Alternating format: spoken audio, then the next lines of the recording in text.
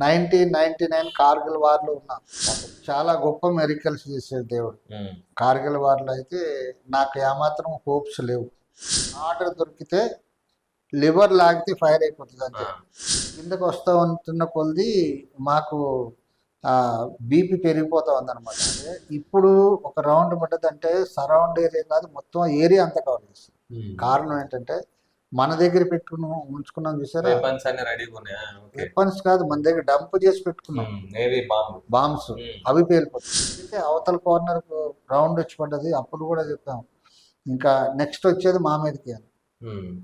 ఇంకా అప్పటికి కూడా వెయిట్ అన్నారు. పాకిస్తాన్ ఒక వ్యక్తి వచ్చి అందులో కూర్చున్నాడు. ఫైర్ ఆర్డర్ రాలే ఇంకా. అప్పుడు ఆ ట్రెంచ్లోకి వెళ్ళిపోయి అక్కడ ప్రార్థన చేస్తున్నాను. ఒకవేళ ఈ దినమే ఆఖరి దినం అయితే నీ రాజ్యానికి చేర్చుకో ప్రభు.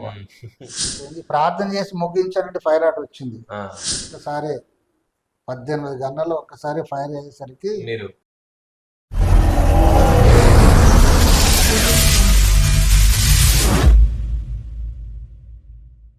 Praise the lord. అందరికీ ప్రభు అయిన యేసుక్రీస్తు యొక్క దివ్యనామంలో మీ అందరికీ శుభములు.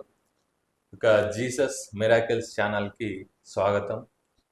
మన యొక్క దేవుడు మన జీవితంలో అనేకమైనటువంటి అద్భుతాలు, ఆశ్చర్యకార్యాలు ఎన్నో చేసినప్పటికీ చాలామంది వాటిని చెప్తారు, కొంతమంది చెప్పలేకపోతారు. అయినప్పటికీ దేవుడు మరి ప్రేరేపించిన ఈ యొక్క జీసస్ మిరాకిల్ అనేటువంటి ఛానల్ నా ద్వారా పెట్టించడము, అలాగే దీని యొక్క ముఖ్య ఉద్దేశం ఏంటంటే ఎంతోమంది మనం నశించిపోతున్నప్పటికీ చాలామంది జీవితాల్లో సాక్ష్యాలు ఉంటాయి, కానీ వాటిని చెప్పడానికి ఇష్టపడరు. కొన్ని ఏమో చెప్పుకోరాకుండా ఉంటాయి, కొన్ని చెప్పవలసినవి, ఖచ్చితంగా చెప్పాల్సిన సాక్ష్యాలు ఉంటాయి. అందులో భాగంగానే ఈరోజు మన ముందు మరి ప్రసాద్ రావు గారు, మరి వీరు రిటైర్ ఎక్స్ ఆర్మీ. సో వారి యొక్క జీవితంలో వారి రక్షణ సాక్ష్యాన్ని వారి మాటలో తెలుసుకుందాం. వారి జీవితంలో ప్రార్థన అలాగే వాక్యము వారిని ఎలాంటి మలుపులు తింపింది అనేది ఈ యొక్క సాక్ష్యం యొక్క ముఖ్య ఉద్దేశం. సో ప్రైజ్ లార్డ్ అండి. సో మీ యొక్క బాల్యము, అలాగే మీరు ఆర్మీలోకి రావడము, ఇంకా దేవుణ్ణి మీరు ఎప్పుడు తెలుసుకున్నారు, వీటి గురించి చిన్నగా పంచుకున్నారు. నా పేరు ప్రసాద్ రావు అండి. జీసస్ మిరాకిల్ ఛానల్స్ వారికి నా హృదయపూర్వక వందనాలండి. Praise Lord. మరి ఈ దినము నాకు ఈ అవకాశం ఇచ్చారు. మరి నేను చెప్పవలసినటువంటి నా సాక్ష్యము, నేను బాల్యము నుండి నా సాక్ష్యం చెప్పాలని ఆశపడుతున్నాను. అయితే ఈ సాక్ష్యము చెప్పడానికి కారణం ఏంటంటే అనేక మంది జీవితాల్లో అనేక విధాలుగా దేవుడు మిరకల్స్ చేస్తూ ఉంటాడు. కానీ చాలామంది ఆ సాక్ష్యాన్ని బయట చెప్పుకోలేనటువంటి వారు కూడా ఉంటారు. కొన్ని సాక్ష్యాలు అయితే బయటకు వస్తుంటాయి, కొన్ని సాక్ష్యాలు చెప్పుకోలేకుండా ఉంటారు. పర్వాలేదు. సో నా జీవితంలో దేవుడు చేసినటువంటి మిరకల్స్ నేను చెప్తున్నాను. నా బాల్యం ఒక కుగ్రామంలో ఒక అన్యుల కుటుంబంలో నేను జన్మించానండి. జన్మించిన తర్వాత అక్కడి నుంచి చిన్ననాటి నుంచి అన్యుల మధ్యనే, అన్యుల గృహంలో నేను జీవిస్తూ ఉన్నాను. అక్కడ ఉన్నటువంటి పరిస్థితులను బట్టి నేను కూడా ఆ రీతిగానే నడుచుకుంటూ ఉన్నాను. ఆ తర్వాత నేను హై స్కూల్ రేంజ్కి వచ్చేసరికి ఒక 8th 9th క్లాస్ ఆ టైంలో మరి స్కూల్కి వెళ్ళేటప్పుడు నేను ఒక 6-7 కిలోమీటర్స్ నేను వాక్ చేసుకుంటూ స్కూల్కి వెళ్ళేవాడిని. మేమున్న గ్రామం నుంచి హై స్కూల్కి వెళ్ళేటప్పుడు మరి నేను ఆ హైందవుల కుటుంబంలోనే ఉన్నాను కాబట్టి ఆ యొక్క సిచ్యువేషన్లోనే నేను మరి పెద్దవాడిని అవుతున్నాను కాబట్టి నేను వెళ్ళేటప్పుడు ఆ రోడ్డు పక్కన కానీ మరి ఆ చుట్టుపక్కల ఉన్నటువంటి విగ్రహాలన్నిటికీ నేను దండం పెట్టుకుంటూ నేను వెళ్ళేవాడిని. వెళ్ళి స్కూల్కి వెళ్ళి మరి అదే విధంగా మళ్ళీ తిరిగి ఇంటికి వచ్చేవాడిని. ఆ విధంగా రోజులు గడిచిపోతూ ఉన్నాయి. ఒకరోజు అనుకోకుండా ఒక వ్యాన్ వచ్చి మా స్కూల్ ముందు నిలబడింది. వాళ్ళు వెయిట్ చేస్తున్నారు ఇంటర్వ్యూల కోసం అని చెప్పేసి. ఇంటర్వ్యూల కోసం వెయిట్ చేసినప్పుడు ఆ ఇంటర్వ్యూలు అయిపోయింది. ఆ వ్యాన్లో నుంచి కొంతమంది మరి దొరల వంటి వాళ్ళు దిగడం జరిగింది. వాళ్ళ చేతిలో కొన్ని కరపత్రాలు ఉన్నాయి. వాళ్ళు బయటకు వచ్చిన పిల్లలందరికీ కూడా కరపత్రాలు ఒక్కొక్కటి వాళ్ళు పంచారు. ఎందు గురించి అంటే వాళ్ళ భాష మాకు రాదు, మా అంటే వాళ్ళు భాష ఇండియన్స్ కాదు. ఇండియన్స్ కాదు, ఉమ్, ఆంగ్లో ఇండియన్స్ టైప్ అన్నమాట ఉమ్, వాళ్ళు. అయితే వాళ్ళు వచ్చిన తర్వాత వాళ్ళు కరపత్రాలు ఇచ్చారు.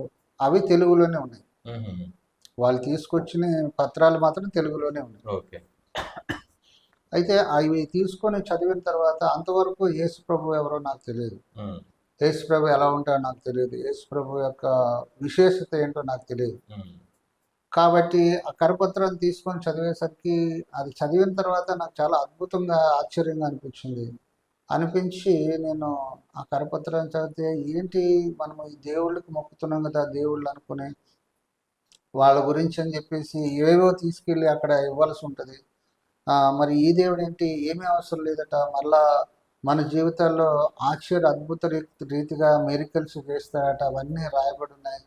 అసలు ఇది కూడా ఏంటి చూద్దాం అన్న ఉద్దేశంతో ఆ కరపత్రం నేను చదివిన తర్వాత అది తీసుకొని ఊర్లోకి వచ్చాను. ఊర్లో మా కజిన్ బ్రదర్కి ఆయన నాకంటే చాలా పెద్ద ఆయన దగ్గరికి వచ్చి ఆయనతో మేమిద్దరమే బాగా క్లోజ్గా ఉంటాం కాబట్టి ఆయన దగ్గరికి వెళ్ళి మరి దీని గురించి నేను పంచుకున్న తర్వాత మరి కరపత్రం ఆయనకి ఇచ్చి, అన్నయ్య నువ్వు కూడా దీన్ని చదివి చూడు, ఇది ఇట్లా ఉన్నది, దీంట్లోనేదో డిఫరెంట్గా అనిపిస్తోంది చదివితే నాకు, దీన్ని చదువు అన్నప్పుడు ఆయన కూడా చదివి అవునరా ఇది డిఫరెంట్గా ఉన్నది కదా, ఇది ఏంటి ఇలా ఉన్నది, ఇది మీరు ఎంతవరకు నిజమది, మరి ఒకవేళ చర్చి అంటున్నారు, దేవుడు అంటున్నారు, మెరికల్స్ అంటున్నారు, ఇవన్నీ కూడా రాయబడి ఉంది, మరి చర్చి ఎక్కడ ఉన్నదో మనకు తెలియదు. ఇప్పుడు చర్చి గురించి అన్వేషణ మొదలు పెడదాం మనం.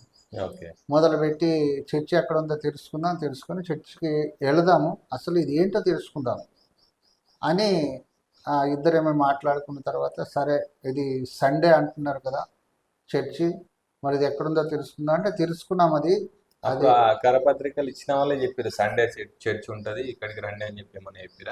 దాంట్లో రాసున్నది ఆదివారం ఆరాధన అని చెప్పేసి రాసున్నది దాంట్లో ఆ కరపత్రంలో. అంటే ఆదివారం ఉంటుంది ఆరాధన, అంటే ఆదివారం ఎక్కడ ఆరాధన ఉంటుందంటే చర్చి అని కూడా రాయబడి ఉంది అందులో.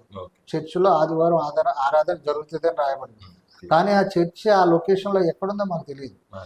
అయితే మా ఊరి నుంచి ఒక 15 కిలోమీటర్స్ డిస్టెన్స్లో ఒక గ్రామం ఉన్నది. ఆ గ్రామంలో ఒక చర్చి ఉన్నదని తెలుసుకోవడం జరిగింది. తెలుసుకున్న తర్వాత సరే మన ఇద్దరమే వెళ్దామని చెప్పేసి అనుకున్నాము. కానీ మేము హైందవ కుటుంబంలో ఉన్నటువంటి వారిని మరి మళ్ళా కొద్దిగా హై లెవెల్లో ఉన్నటువంటి కుటుంబము మేము ఉండే కుటుంబం కాబట్టి మరి అక్కడి నుంచి అప్పుడు ఆ గ్రామాల్లోనే అంటరానితనం అనేది బాగా చోటు చేసుకున్నది.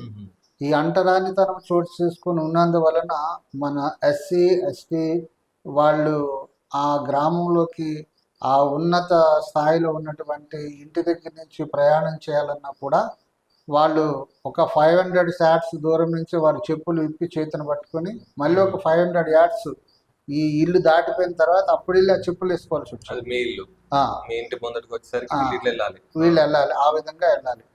అటువంటి సిచ్యువేషన్లో ఉన్నటువంటి ఇంట్లో నేను ఉంటూ ఉన్నాను. సరే మళ్ళా ఆ టైంలో మున్సిబులు ఉండేవారు, మా తాతగారు మున్సిబు, ఆ చుట్టుపక్కల ఉన్నటువంటి విలేజెస్ కన్నిటికీ కూడా అందరికీ తెలుసు అనమాట. నన్ను కూడా అందరికీ తెలుసు. ఎందు గురించి అంటే మా తాతగారితో నేను ఆ జర్నీ చేస్తూ ఉండేవాడిని, బై ఫుట్ బై వాక్ వెళ్తూ ఉండేవారు. అప్పుడు బస్సులు అవి ఏమి కూడా ఉండేవి కాదు. ఆ విధంగా అందరికీ నన్ను కూడా తెలుసు. కాకపోతే ఇక్కడ అచ్యుతాపురం అనేటువంటి ఒక గ్రామంలో ఒక చర్చి ఉన్నదని, ఆ చర్చి ఫాస్టర్ ముత్యాలయ్య గారని ఉండేవారు. ఆ విషయాలన్నీ కూడా తెలుసుకొని మరి అక్కడికి వెళ్ళాలంటే ఎట్లా వెళ్ళాలని ఒక ఆలోచన చేసి సరే ఏమైతే అదైంది అని చెప్పేసి మేము కిరాయి సైకిళ్ళు దొరికాయి. అప్పుడు ఆ కిరాయి సైకిళ్ళు మా అన్నయ్య ఒకటి నేను ఒకటి తీసుకొని ఇద్దరం కలిసి ఆ సైకిల్ మీద వెళ్ళడం జరిగింది. ఆ చర్చిని మేము చేరుకున్న తర్వాత చూస్తే అప్పట్లో చాలా చిన్న పైన కప్పు మాత్రమే తాటాకులతో ఉండేది. అందులో సేవ చేస్తూ ఉన్నారు సేవకులు. అక్కడ వాళ్ళు చెప్పినట్టు అప్పటికే మేము వెళ్ళేసరికి పాటలు పాడుతూ ఉన్నారు. ఆ పాటలు వింటూ ఉంటే చాలా అద్భుతంగా అనిపించింది మాకు. అద్భుతంగా అనిపించిన తర్వాత సరే కొద్దిసేపు పాటలు పాడారు. ఆ తర్వాత వాళ్ళు అయ్యగారు వాక్యం స్టార్ట్ చేశారు.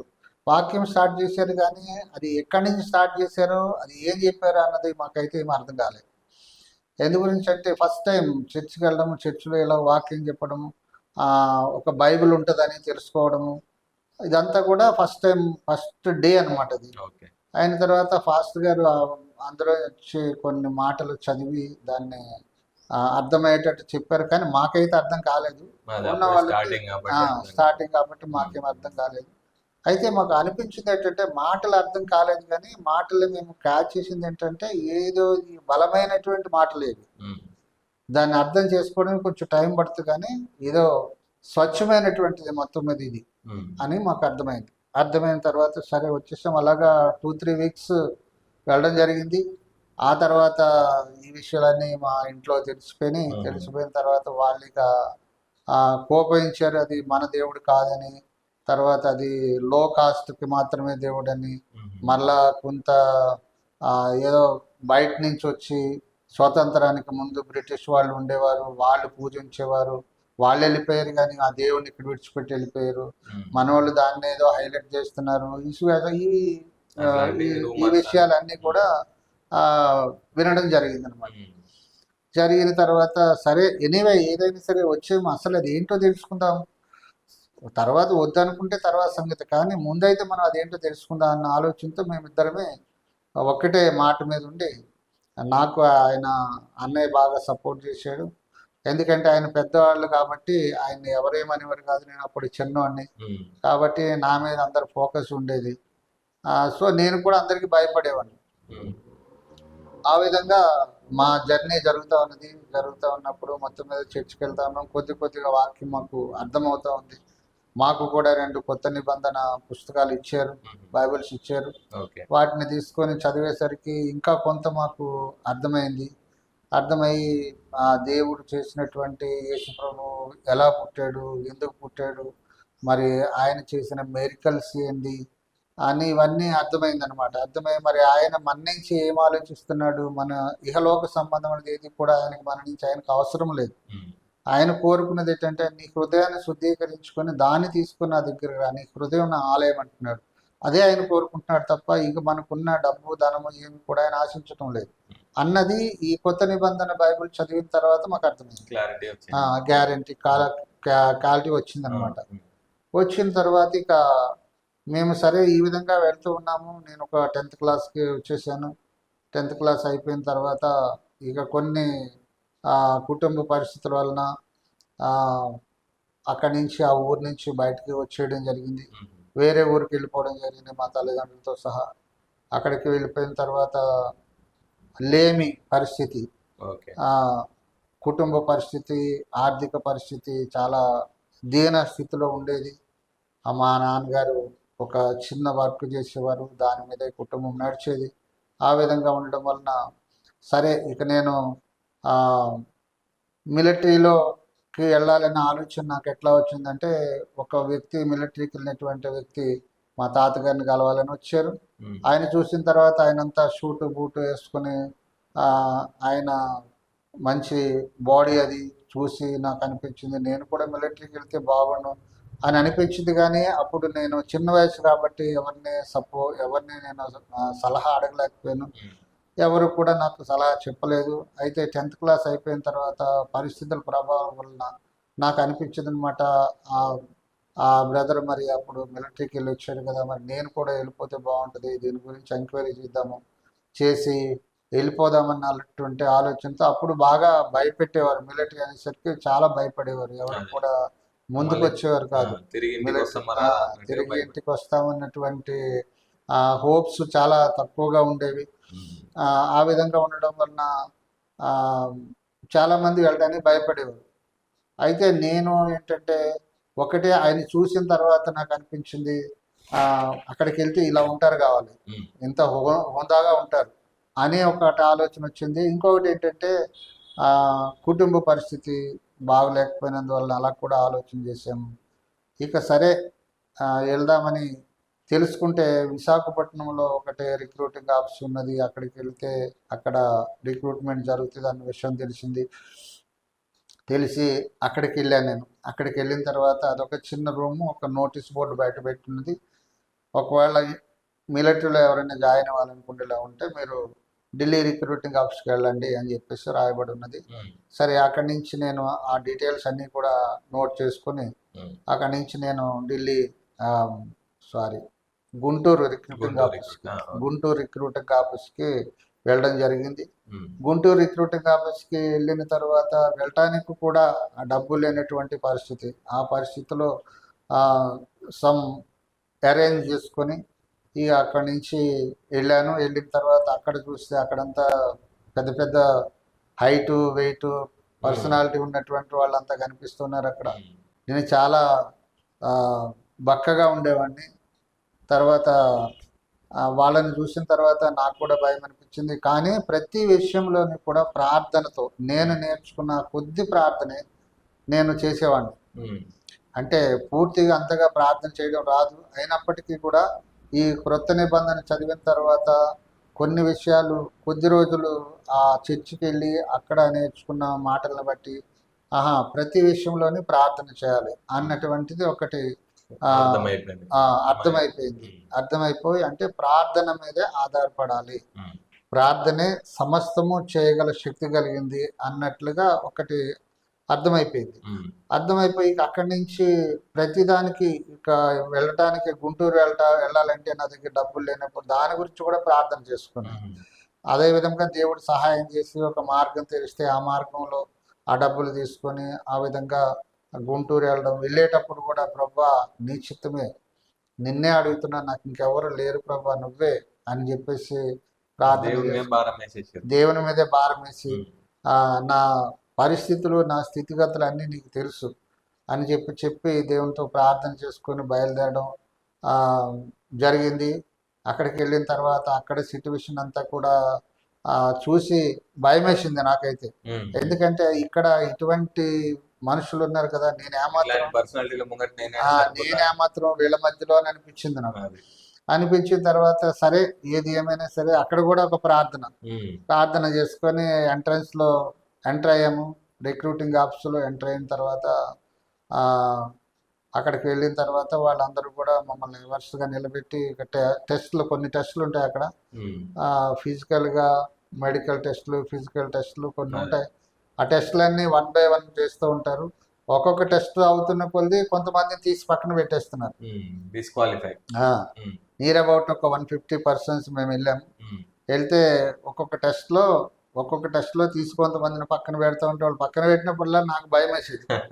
నేను ఏ టెస్ట్లో పక్కకి వెళ్ళిపోతాను అని.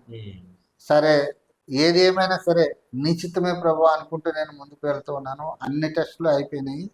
అన్ని టెస్టులు అంటే ఇంకా 2 టెస్టులు మాత్రమే ఉండిపోయినాయి. ఒకటి వెయింగ్ టెస్ట్ ఒకటి, రిటర్న్ టెస్ట్ ఒకటి, తర్వాత మెడికల్ టెస్ట్ ఒకటి. ఈ 3 టెస్టులు ఉన్నాయి. ఈ 3 టెస్టులో మరి వెయింగ్ టెస్ట్కి వచ్చేసరికి నా వెయిట్ అప్పటికి 48 kgs ఉండేది. అక్కడ 52 kgs వెయిట్ కావాలిస్తే మరి ఇప్పుడు ఎట్లా ఈ వెయిట్లోనే నన్ను పంపించేస్తారేమో అని చెప్పేసి నేను కొంచెం బిడియపడ్డాను. మనసులో అయితే ప్రార్థన చేసుకుంటున్నాను, ప్రభువా మరి ఎట్లా ఈ 4 kgs వెయిట్ కావాలంటే నేను ఏం చేయాలి? టైము లంచ్ టైం వరకు వాళ్ళు అయిపోయింది. లంచ్ టైం తర్వాత దీనికి వెళ్ళాలన్నమాట, ఈ వెయింగ్ టెస్ట్కి వెళ్ళాలి. అంతట్లో అంతా బయటకు వస్తున్నప్పుడు ఇక సరే ఈరోజు నేను వెళ్ళిపోవాల్సి ఉంటుంది ఇంటికి అన్న ఆలోచనతో బయటకు వస్తుంటే ఒక సహోదరుడు నా తోటి జాయిన్ అవ్వడానికి వచ్చినటువంటి వ్యక్తి అన్నాడు, ఏంటి అంత దిగులుగా ఉన్నావు, ఇంతవరకు వచ్చాం కదా, ఇక పర్లేదులే అన్న మాట మాట్లాడుతున్నప్పుడు నేను ఆ విషయం చెప్పాను.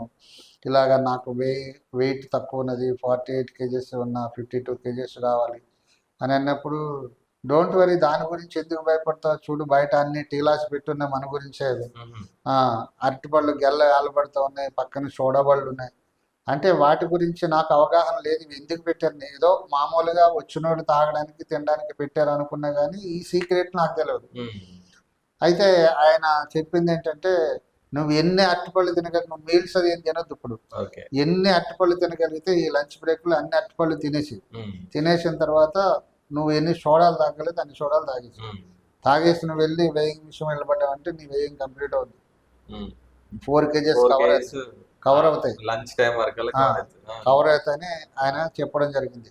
ఓహో, ఈ సీక్రెట్ నాకు తెలియదు, సరే అలాగే చేస్తానని చెప్పేసి ఇక లంచ్ చేయడం మానేసి ఈ అరటిపళ్ళే ఆ, తీసుకొని తిన్నా. తిన్న తర్వాత ఒక డజన్ తిన్నా, ఇక తినలేకపోతున్నా. ఆ, ఒక డజను అరటిపళ్ళు తిన్న తర్వాత, పెద్ద పెద్ద అరటిపళ్ళు అనమాట అవి. తిన్న తర్వాత ఇక తినలేకపోతున్నా, అయినా సరే ఓపికగా కూర్చొని ఇంకా తీసుకొని తింటా ఉన్నా, ఇంకా తీసుకొని తింటా ఉన్నా. ఎందుకంటే నాకు తెలియదు, దాని గురించి నాకు అవగాహన లేదు కాబట్టి. ఎన్ని అరటిపళ్ళు అయితే 4 కిలో వస్తాయి, ఎన్నో తింటే కానీ రావేమో అన్న ఉద్దేశంతో ఇక బలవంతంగా తింటా ఉన్నా. తింటే ఇక లంచ్ టైం అయిపోయింది, వాళ్ళు పిలిచే టైం దగ్గర పడ్డది. ఇక బెల్ కొడతారు, వెళ్ళాలి లోపలికి. ఆ టైంలో కూడా బెల్ గురించి వెయిట్ చేస్తూ ఒక 2-3 అరటిపళ్ళు చేతిని పట్టుకొని కూర్చున్నాను. వీటిని కూడా వీలైతే తిందామని. అరటిపళ్ళు డజన్ తినేసారు అప్పటికి సోడాలు. అప్పటికి డజన్ కాదు, 2 డజన్లు అరటిపళ్ళు అయిపోయినాయి. మెల్లమెల్ల 2 డజన్లు మెల్లమెల్లగా. ఒక డజన్ అయితే ఫస్ట్ స్పీడ్గా తినేసా.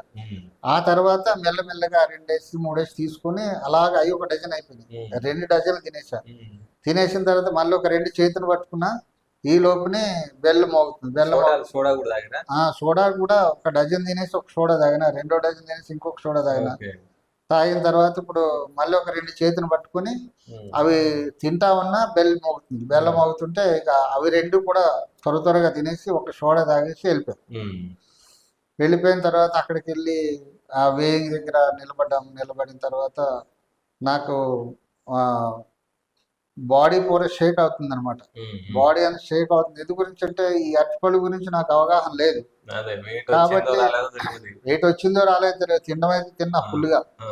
దీని తర్వాత వెళ్ళి నిలబడిన తర్వాత సరే నా నెంబర్ వచ్చింది. నేను వేయింగ్ మిషన్ మీద నిలబడిన తర్వాత చూపిస్తుంది 53 కేజీస్. 53 కేజీస్ రావాల్సింది 1 కేజీ ఎక్స్ట్రా. 48 ఉండే ముందు, ఇప్పుడు 52 కావాలన్నా 53 కనిపిస్తుంది.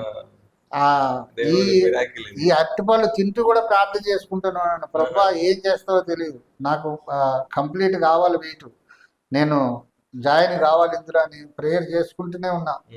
అయితే దేవుడు అటువంటి మెరికల్స్ చేసాడు. అక్కడ 1 కేజీ ఎక్సెస్ వచ్చింది, అయిపోయింది. అది అయిపోయిన తర్వాత మరి రిటర్న్ టెస్ట్కి వచ్చేసరికి మళ్ళా భయం.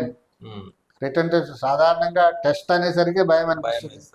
సో అలాగా అక్కడ రిటర్న్ టెస్ట్ రాయవలసి ఉంది. ఇప్పుడు ఈవినింగ్ రిటర్న్ టెస్ట్ ఉంటుందంటే ఏం అడుగుతారో, ఆర్మీ గురించి మనకేమో అవగాహన లేదు. వాళ్ళు ఏం అడుగుతారో, ఏం రాయమంటారో, ఏం రాయాలో తెలియదని చెప్పి మళ్ళీ అక్కడ ఒక ప్రార్థన చేసుకుని, ప్రభువా మరి నువ్వే నాకు ఆ జ్ఞానం రాయడానికి అని చెప్పేసి ప్రార్థన చేసుకునేసరికి అక్కడ అందరినీ హాల్లో కూర్చోబెట్టి వాళ్ళు చెప్పారు, మీరేం భయపడద్దు, ఏం రాయాలని ఏం భయపడద్దు, అంతా సింపుల్గా ఉంటుంది, మీకు మేము చెప్తాము, ఆ విధంగా చేస్తే చాలు అని అన్నారు. కొంత ధైర్యం వచ్చింది. ఆ తర్వాత ఇక వాళ్ళు క్వశ్చన్ పేపర్, ఆన్సర్ పేపర్ అది తీసుకొచ్చి ఇచ్చారు. అందులో చూస్తే ఏమి రాయడానికి ఏమి కనిపించడం లేదు. కాకపోతే అక్కడ ఏంటంటే ఒక బాడీ పార్ట్స్, తర్వాత ఈ ఏమంటారు జంతువుల పార్ట్స్ అన్నీ వేసి ఉన్నాయి. అక్కడ ఒకటి ఇక్కడ ఒకటి అంటే జల్లేసినట్లుగా వాటికి సీరియల్ నెంబర్స్ వేసి ఉన్నాయి, వాటిని మ్యాచ్ చేయాలి అంతే. ఇదే రిటర్న్ టెస్ట్. సరే అని చెప్పేసి అది ఈజీ అనిపించింది, అది చేసేసాము. అందులో కూడా అప్పుడే వెంటనే రిజల్ట్ చెప్తారు వాళ్ళు పేపర్ చూసి. అందులో కూడా పాస్ అయిపోయాం. కొండపల్లి మెడికల్ టెస్ట్కి వచ్చేసరికి డాక్టర్ గారు లీవ్లో ఉన్నారు, 2 రోజుల తర్వాత రండి అని అనేసరికి అప్పుడు ఏం చేయాలో నాకు అర్థం కాలేదు. నా దగ్గర మనీ కూడా చాలా తక్కువ ఉన్నది. ఇంటికి వెళ్ళిపోవడానికి సరిపడే మనీ కాకుండా ఒక 60 రూపీస్ ఏమో నా దగ్గర ఉన్నాయి. ఉంటే మరి ఇప్పుడు ఎట్లా ఏం చేయాలి, 2 రోజుల్లో ఇంటికి వెళ్ళిపోయి మళ్ళీ రావడం అంటే కష్టం కాబట్టి ఇక్కడే ఎలా అడ్జస్ట్ కావాలన్న ఉద్దేశంతో ఎంక్వైరీ చేస్తే తెలిసింది ఏంటంటే ఇక్కడ ఒక లాడ్జ్ ఉంది దగ్గరలో, దాంట్లో మడత మంచాలు ఇస్తారు అద్దెకి, అవి తీసుకొని ఉండొచ్చు అనేసరికి అక్కడికి వెళ్ళి అడిగితే వాళ్ళు అన్నారు 1 డే 10 రూపీస్ ఛార్జ్ అన్నారు. సరే అని చెప్పేసి 2 డేస్ ఉండాలి కదా, 20 రూపీస్ అవుతుంది, ఇంకా 40 రూపీస్ ఉంటుంది నా దగ్గర, పర్వాలేదు అన్నట్టుగా ఆలోచన చేసి ఇక అక్కడ ఉండిపోయి, అలాగే కొంత మీల్స్ అది చేయడానికి ఇబ్బందిగా ఉన్నా సరే కానీ అడ్జస్ట్ అయిపోయి ఆ 2 రోజులు గడిపేసి ఆ డాక్టర్ గారి దగ్గరికి వెళ్ళడం జరిగింది. వెళ్ళిన తర్వాత డాక్టర్ గారు వెళ్ళేటప్పుడు కూడా ఇక లాస్ట్ టెస్ట్ ప్రభువా అని ప్రార్థన చేసుకొని ప్రార్థన మీద ప్రతిదీ కూడా ప్రార్థన మీద ఆధారపడి వెళ్ళడం జరిగింది. మరి డాక్టర్ గారు ఏమో నా శరీరంలో ఏం బలహీనతలు ఉన్నాయో నాకు తెలియదు, కానీ మీకు తెలుసు, ఆ డాక్టర్ గారికి తెలుసు. కాబట్టి అటువంటిది ఏది బలమైన బలహీనత లేకుండా కాపాడు ప్రభువా అని చెప్పేసి ప్రార్థన చేసుకుని వెళ్ళడం జరిగింది. అక్కడికి వెళ్ళిన తర్వాత డాక్టర్ గారు టెస్ట్ చేశారు, ఏమీ ప్రాబ్లం లేదు. ఆ టెస్ట్లో కూడా పాస్ అయ్యాము. పాస్ అయిన తర్వాత సరే ఇక ట్రైనింగ్కి పంపించే వింగ్కి వెళ్ళమన్నారు. అక్కడికి వెళ్ళాము. అక్కడికి వెళ్ళేసరికి వాళ్ళు చెప్పింది ఏంటంటే, ఇప్పుడు ట్రైనింగ్ సెంటర్లో మీరు హైదరాబాద్ గోల్కొండలో మీకు ట్రైనింగ్ ఉంటుంది, ట్రైనింగ్ సెంటర్, మీరు అక్కడికి వెళ్ళాలి. కానీ ప్రస్తుతానికి మీకు వెళ్ళడానికి ఛాన్స్ లేదు, అక్కడ వేకెన్సీ లేదు, మొత్తం అంతా ఫుల్ అయిపోయింది అక్కడ. కాబట్టి మేము కాల్ లెటర్ పంపిస్తాం, మీరు ఇంటికి వెళ్ళిపోండి. మీరు ఇంటికి వెళ్ళిపోతే మేము కాల్ లెటర్ పంపిస్తాం, అప్పుడు మీరు రండి అన్నారు. అనేసరికి ఇక అప్పుడు ఉండడానికి ఛాన్స్ ఏమి లేదు అక్కడ. వాళ్ళు ఎప్పుడు కాల్ లెటర్ పంపిస్తారో తెలియదు. మళ్ళీ వాళ్ళు కాల్ లెటర్ ఇంటికే పంపిస్తారు, అక్కడ ఉన్న ప్రయోజనం లేదు. సో నేను ఇంటికి వెళ్ళిపోయాను. ఇంటికి వెళ్ళిపోయిన తర్వాత ఇక ఇంటికి వెళ్ళిన తర్వాత ఏం చేయాలో ఏమో అర్థం కాని పరిస్థితి. కాల్ లెటర్ ఎప్పుడు వస్తుందో తెలియదు, ఖాళీగా ఉన్నాను. మరి ఇంటి పరిస్థితి కూడా సరిగ్గా లేదు. కాబట్టి ఏదైనా ఒక పని చేయాలా అన్న ఉద్దేశంతో నేను ఒక 2 కార్లు ఓనర్ దగ్గర పనిచేసేవాడిని. పని చేస్తే వాళ్ళు రోజుకి చెరుకొక ఆటనే ఇచ్చేవారు, కలిసి రూపాయి ఇచ్చేవారు. ఆ రూపాయితోనే కొద్ది రోజులు గడిపిన తర్వాత ఆ తర్వాత అనిపించింది ఇంకొంచెం ఏదన్నా ఎక్కువ దొరికితే బాగుంది కదా అని ఒక బస్సులో మాట్లాడుకొని వాళ్ళ దగ్గర చేసేవాడిని. చేస్తూ ఉన్నప్పుడు వాళ్ళు రూపాయిన్నర ఇచ్చేవారు. బస్సు క్లీన్ చేయడం, గ్రీజింగ్ చేయడం, తర్వాత బస్సు వెనకతలు వాళ్ళతో వెళ్ళాలి. ఆ విధంగా చేస్తే వాళ్ళు రోజుకి రూపాయిన్నర ఇచ్చేవారు అనమాట. ఆ విధంగా చేస్తున్న సందర్భంలో ఒక్క రోజు ఏమైందంటే ఈవినింగ్ అవర్స్లో కాల్ లెటర్ వచ్చింది. కాల్ లెటర్ వచ్చేసరికి నేను ఇంటి దగ్గర లేను, నేను వెళ్ళిపోయాను, బస్సుతో వెళ్ళిపోయాను. ఆ కాల్ లెటర్ మా ఫాదర్కి ఇచ్చారు. ఆ కాల్ లెటర్ తీసుకొని ఆయన చదివిన తర్వాత టైం లేదు, రేపు మార్నింగే 8 o'clock అక్కడ రిపోర్ట్ చేయాలి, రిక్రూటింగ్ ఆఫీస్ గుంటూరులో. సరే ఆయన ఏం చేశారంటే బస్సు వెళ్ళిపోయింది అని చెప్పేసి ఆయన వేరే బస్సు పట్టుకొని వచ్చారు, విశాఖపట్నం వచ్చారు. వచ్చేసరికి నేను అటు నుంచి ఇటు వచ్చేసా, రిటర్న్ ఆపోజిట్ అయిపోయారు. వారు అటు అయిపోయారు, నేను ఇటు అయిపోయాను. మళ్ళీ ఆయన రిటర్న్ వచ్చారు తెలుసుకొని. రిటర్న్ వచ్చేసరికి నేను నా వర్క్ చేసుకుంటా ఉన్న బస్సు పెట్టేశారు అక్కడ పెట్టేసి డ్రైవర్ క్లీనర్ వెళ్ళిపోయారు. ఇక నేను వచ్చి గ్రీజింగ్ వాషింగ్ అంతా చేసి అయిపోయింది, ఫినిష్ అయిపోయింది. ఈ లోపల ఫాదర్ వచ్చారు. వచ్చి కాల్ లెటర్ వచ్చింది నీకు, నువ్వు అర్జెంటుగా గుంటూరు వెళ్ళాలి అని అనేసరికి ఇప్పుడు ఆ టైంలోనే ఆ నైట్లో వెళ్ళడానికి ఒకే ఒక ట్రైన్ ఉన్నది. ఆ ట్రైన్ మిస్ అయిందంటే ఇక వెళ్ళడానికి ఛాన్స్ లేదు, అందుకోలేను నేను. దేని మీద వెళ్ళి కూడా బస్సులు వెళ్ళి కూడా అందుకోలేను. సో దాని గురించి ఇప్పుడు ఏం చేయాలని ఇక ఏమీ ఎక్కువగా టైం వేస్ట్ చేయకుండా ఆ కాల్ లెటర్ తీసుకొని ఫాదర్ని మార్నింగ్ వరకు మీరు బస్సులో ఉండండి, పడుకోండి, నేను వెళ్ళిపోతున్నా అని చెప్పేసి ఆ కాల్ లెటర్ తీసుకొని ఇంటికి వచ్చి ఆ గ్రీజ్ డ్రెస్ అది చేంజ్ చేసుకొని వేరే డ్రెస్ వేసుకొని ఇంకొక డ్రెస్ తీసుకొని రైల్వే స్టేషన్కి వెళ్ళిపోయాను. రైల్వే స్టేషన్కి వెళ్ళిపోయాను. అప్పటికి అనౌన్స్ చేస్తున్నారు ట్రైన్ వస్తుందని. ఆ ట్రైన్ పట్టుకొని వెళ్ళిపోవడం జరిగింది గుంటూరు. వెళ్ళిపోయిన తర్వాత మార్నింగ్ 8 o'clock హాజరయ్యాను. అక్కడ హాజరైన తర్వాత మాకు లాంగ్వేజ్ ప్రాబ్లం, అక్కడ హిందీ రాదు. రాకపోతే ఒక తమిళే ఉన్నాడు, ఆయనకి మాత్రమే హిందీ కొంచెం వచ్చి ఆయనకి అటాచ్ చేసి మమ్మల్ని మాకందరికి ఆయన లీడర్గా ఉంచి అక్కడి నుంచి ఒక టీమ్గా తయారు చేసి హైదరాబాద్ పంపించేసారు. హైదరాబాద్ వచ్చిన తర్వాత ఇక స్టేషన్కి వచ్చాము. ఆల్రెడీ వెహికల్ వెయిట్ చేస్తుంది మా కోసం. తీసుకొని వెళ్ళారు. తీసుకెళ్ళిన తర్వాత ఇక వాళ్ళు చేయవలసిన కార్యక్రమాలన్నీ అంటే ట్రైనింగ్కి సిద్ధపాటు చేసి మమ్మల్ని నెక్స్ట్ డే ట్రైనింగ్కి స్టార్ట్ అనమాట. వాళ్ళు మమ్మల్ని ట్రైనింగ్కి రెడీ చేశారు. రెడీ చేసి నెక్స్ట్ డే నుంచి ట్రైనింగ్ స్టార్ట్ అయిపోయింది. ఆ విధంగా ఆ 6 మంత్ ట్రైనింగ్ అయిన తర్వాత ఈ ఇన్ని జరుగుతున్నప్పటికీ కూడా అక్కడ చాలా 6 మంత్స్ ట్రైనింగ్ అయిపోయిందండి. 6 మంత్స్ ట్రైనింగ్ అయిపోయిన తర్వాత ఒక 28 డేస్ లీవ్ ఇస్తారు. ఆ 28 డేస్ లీవ్లో నేను ఇంటికి వెళ్ళడం జరిగింది. ఇంటికి వెళ్ళి వచ్చేసాను. తర్వాత ఆ, ఇంకొక 6 మంత్స్ ట్రైనింగ్ ఉన్నది. ఆ ట్రైనింగ్ కూడా కంప్లీట్ చేసుకున్నాము. చేసుకున్న తర్వాత నా ఫస్ట్ పోస్టింగ్ రాజస్థాన్ వచ్చింది. ఓకే. రాజస్థాన్ నసీరాబాద్ పోస్టింగ్ వచ్చింది. వచ్చిన తర్వాత ఇక అక్కడికి వెళ్ళిపోయాం. అక్కడికి వెళ్ళిపోయిన తర్వాత ప్రతి విషయంలోనూ అప్పుడు కూడా ట్రైనింగ్ అయిపోయిన తర్వాత కూడా నేను ప్రార్థన చేసింది ఏంటంటే, ప్రభా మరి సరైనటువంటి ప్లేస్లో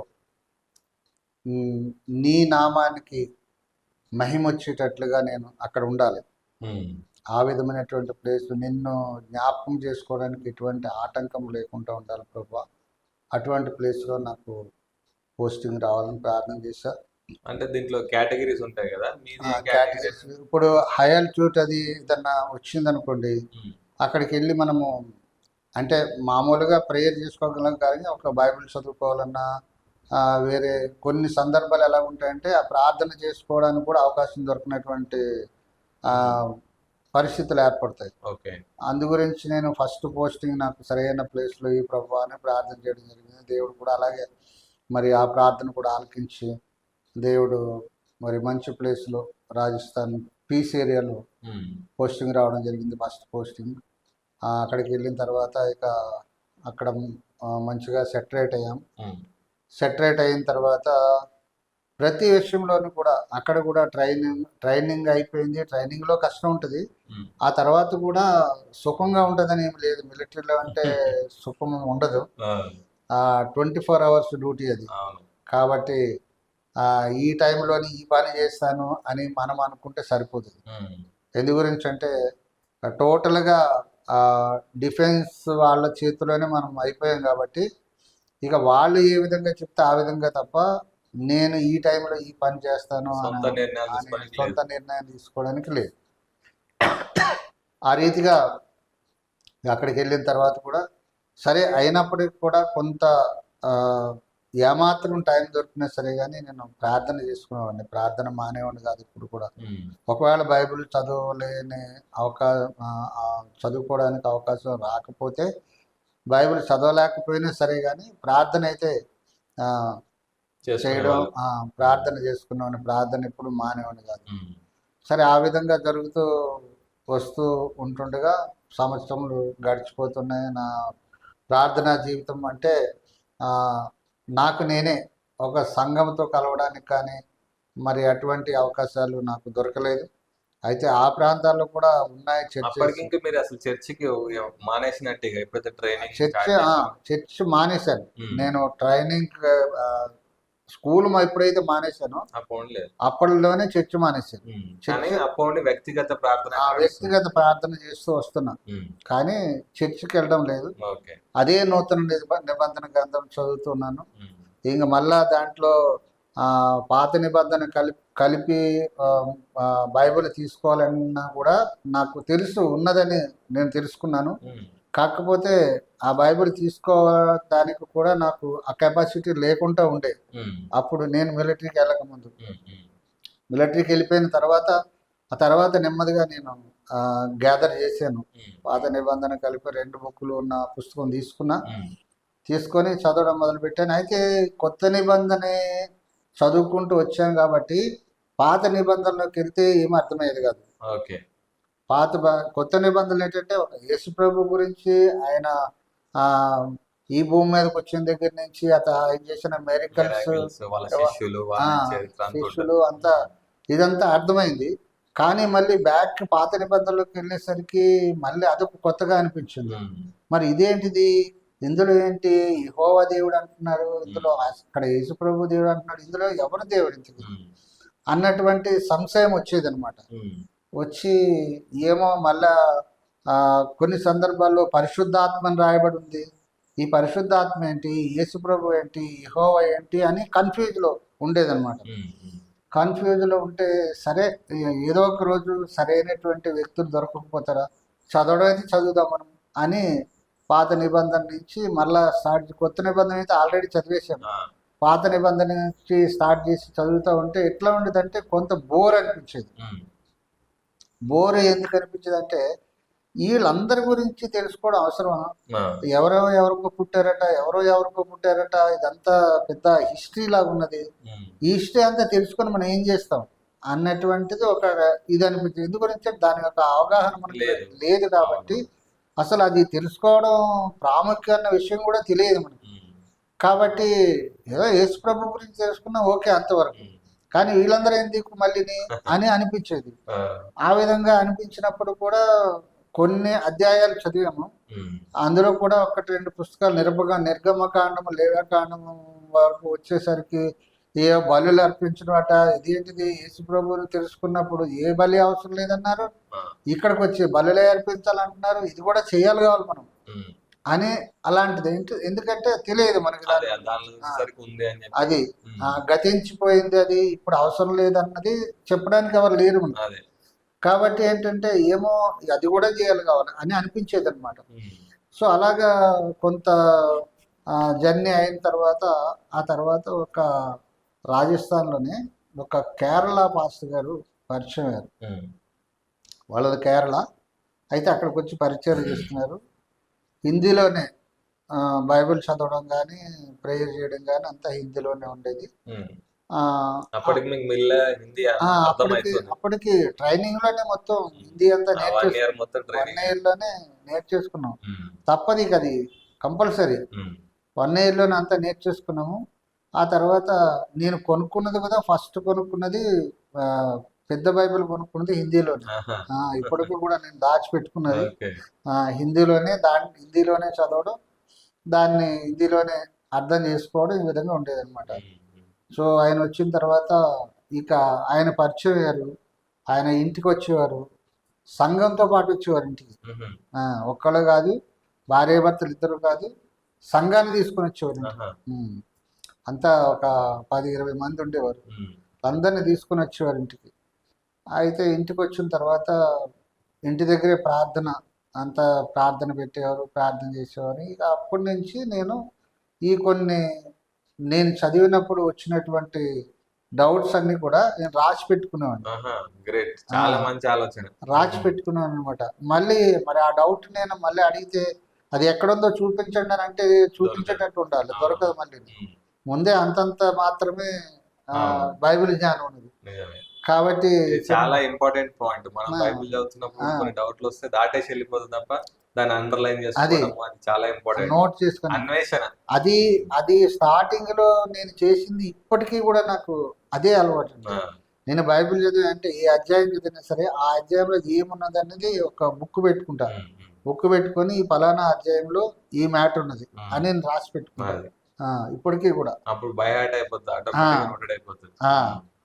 సో అప్పుడు ఏమైందంటే ఆయనతో కొన్ని విషయాలు నేను ఫస్ట్ ఆయన అడిగిన క్వశ్చన్ ఏంటంటే అసలు ఈ పాత నిబంధన ఏంటిది, కొత్త నిబంధన ఏంటిది, క్లారిటీ లేదు. ఫస్ట్ మేము తెలుసుకున్నది ఒక కొత్త నిబంధన గురించి, అదే మేము చదివాము, దాని గురించి మాకు అవగాహన ఉంది.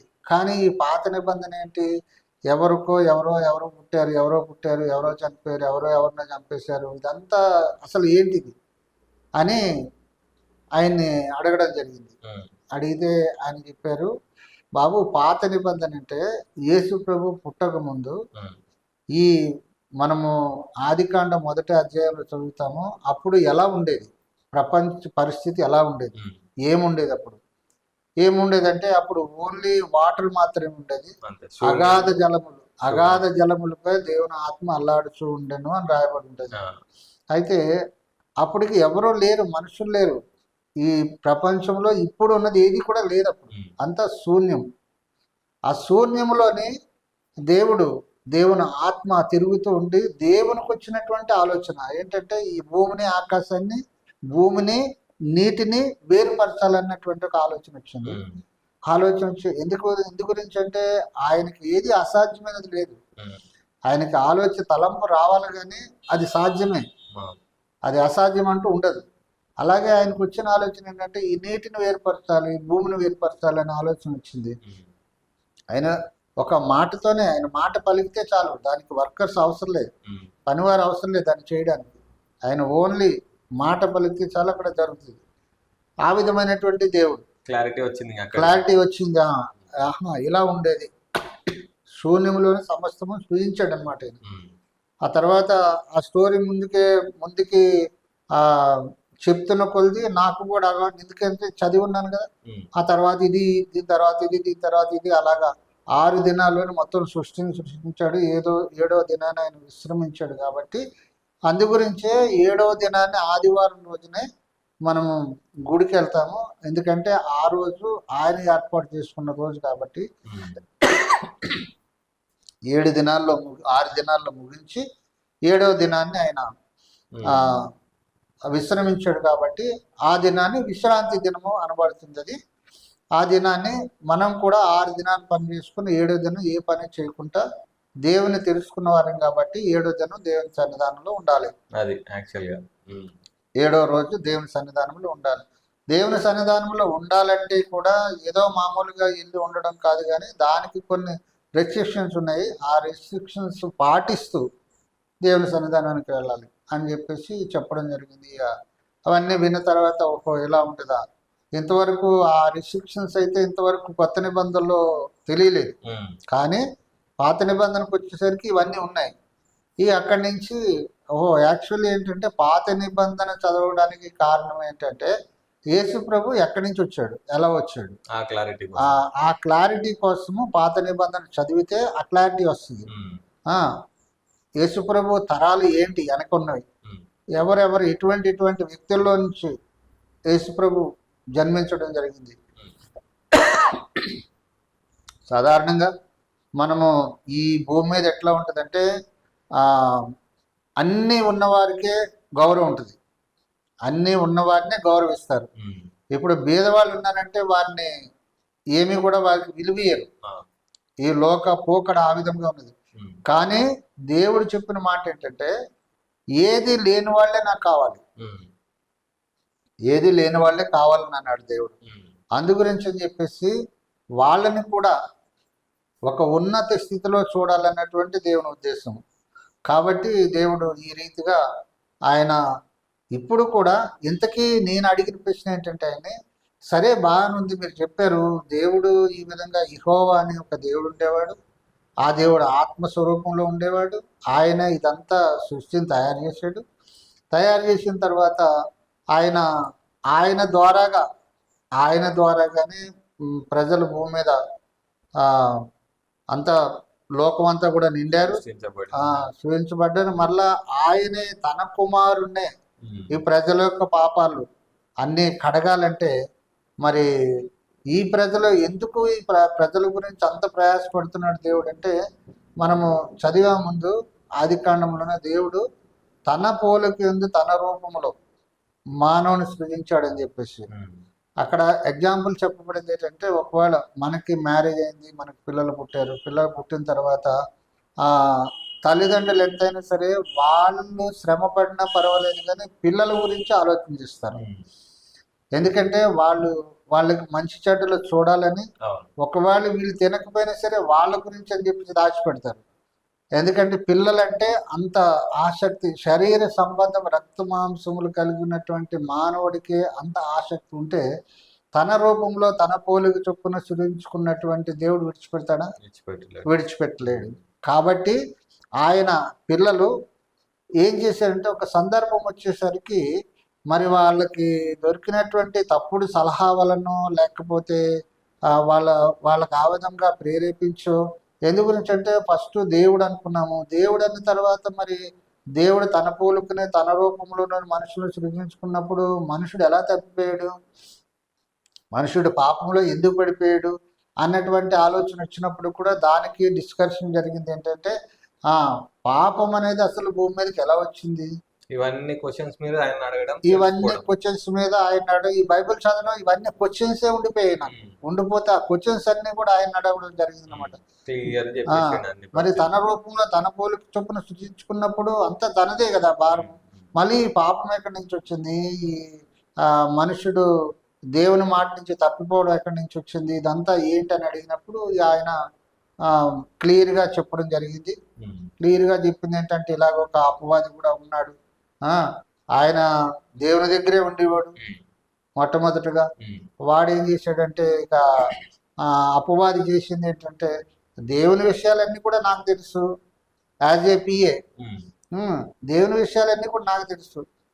అయితే దేవుడు ఇంత మహిమ పొందుతున్నాడు ఈ ప్రజల నుంచి, మరి నేను ఎందుకు పొందకూడదు, ఆయన కంటే నేనేం తక్కువ అని తన హృదయంలో ఊహించుకున్నాడట. గర్వించాడు. ఆ, ఉమ్, ఊహించుకునేసరికి ఆ విషయము దేవునికి, ఆయన సర్వాంతర్యామి, మన హృదయంలో ఏమున్నదో ఆయన ఎరిగే దేవుడు కాబట్టి ఆయన అన్న తెలుసుకు ఈయన హృదయంలో ఉన్నదంతా తెలుసుకొని, ఓహో నీకు ఇటువంటి చెడు ఆలోచన వచ్చిందా అని చెప్పేసి వెంటనే నువ్వు ఇక్కడ ఉండొద్దని చెప్పేసి ఆయన అక్కడి నుంచి ఉమ్, తోలివేయడం జరిగింది. ఆ తోలివేసిన వ్యక్తి ఎక్కడొచ్చి పడ్డాడు? భూమి మీద వచ్చి పడ్డాడు. ఉమ్, భూమి మీద వచ్చి పడిన తర్వాత ఇక ఆయన ఒక సమూహాన్ని తయారు చేసుకుని ఆ సమూహం ద్వారా దేవుని బిడ్డలందరినీ ఎలాగా పట్టుకోవాలి, డైవర్ట్ చేస్తున్నాడు. డైవర్ట్ చేయాలి, దేవుడి నుంచి ఎలా డైవర్ట్ చేయాలి అన్నటువంటి ఆలోచనతో ఒక పక్క నుంచి సైతాన్ని డైవర్ట్ చేస్తూ ఉంటే ఒక పక్క నుంచి దేవుడు వాళ్ళని తిరిగి లేవనెత్తడం, సరిచేయడం, ఈ విధంగా చేస్తూ ఉన్నాడు. ఇదేమైపోయిందంటే ఇది చేస్తున్నది ఎంత జరుగుతూ ఉంటుండగా దేవుడు కంటికి ఒకరోజు ఏ విధంగా కనిపించింది అంటే, నేను ఎంత చేసినప్పటికీ కూడా ఈ ప్రజలు ఆ సాతానికే ప్రయారిటీ ఇస్తున్నారు తప్ప నాకు ప్రయారిటీ ఇవ్వటం లేదు అన్నటువంటిది ఒక దేవునికి అర్థమైంది. అర్థమైన తర్వాత ఇక దేవుడు చేసింది ఏంటంటే ఆయన సహించినంత వరకు సహించాడు. సహించలేనటువంటి పరిస్థితుల్లో ఇక అప్పుడు ఆయన ఏం చేశాడంటే మొత్తం సర్వ లోకాన్ని నేను మొత్తం మీద భూమి మీద ఉన్నాయన్నీ ఒకసారి నేను నశింపజేస్తానన్న ఉద్దేశంతో ఈ ఆయన చేసినటువంటి నోవహు ద్వారా చేసినటువంటి క్రియలన్నీ కూడా అవి తెలుసుకున్నాం. అప్పుడు మొత్తం క్లారిటీ వచ్చింది. ఆ తర్వాత మళ్ళీ మనుషులు ఎలా వచ్చారు భూమి మీద అంటే ఆ 8 మంది ద్వారానే, నోవహు కుటుంబం 8 మంది ద్వారానే మళ్ళా భూమి మీద సృష్టించడం, మనుషులు పుట్టడం జరిగింది. మరి నోవహు నీతిమంతుడు కనుక ఒక్క నీతిమంతుడు అయినప్పటికీ కూడా కుటుంబం అందరూ ఆ నీతిమంతుడి వల్ల రక్షింపబడ్డారు.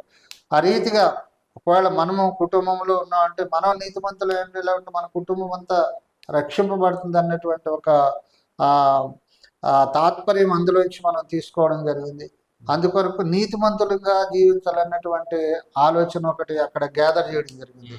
నీతిమంతుడిగా జీవించినట్లయితే దాని వలన కలిగే లాభాలు ఏంటి అన్నది అక్కడ గ్యాదర్ చేయడం జరిగింది. ఆ రీతిగా ఇక ముందుకు పోతూ మరి బైబిల్ చదువుకుంటూ పోతూ ఉంటే వచ్చిన డౌట్స్ అన్ని కూడా రాసుకుంటూ మరి ఆ సేవకుల్ని కలుసుకుని వాళ్ళతో మాట్లాడుతూ. మీరు అప్పుడు సేవకి వెళ్ళేదా వాళ్ళతో పాటు? లేదు, నేను సేవకి మిలిటరీలో చేస్తూ సేవకి వెళ్ళేంత అవకాశం దొరకదు కాబట్టి, ఎందుకంటే ఎప్పటికీ మేము బిజీగానే ఉంటాం. వాళ్ళు ఎప్పుడు మమ్మల్ని కలవాలంటే ఎప్పుడో చూడండి నైట్ టైంలో వచ్చేవారు కలడానికి. నైట్ టైంలో అంతవరకు డే అంతా కూడా మేము ఎవరికి దొరికే పరిస్థితి ఉండదు, అంత బిజీగా ఉంటుంది అక్కడ. కాబట్టి ఇక నైట్ టైంలో ఒక 7-8 ఆ టైం అప్పుడు వచ్చి ఒక 2 hours ఆ విధంగా ఉండి మాట్లాడి ప్రేయర్ చేసి వెళ్ళిపోవడం జరిగేది.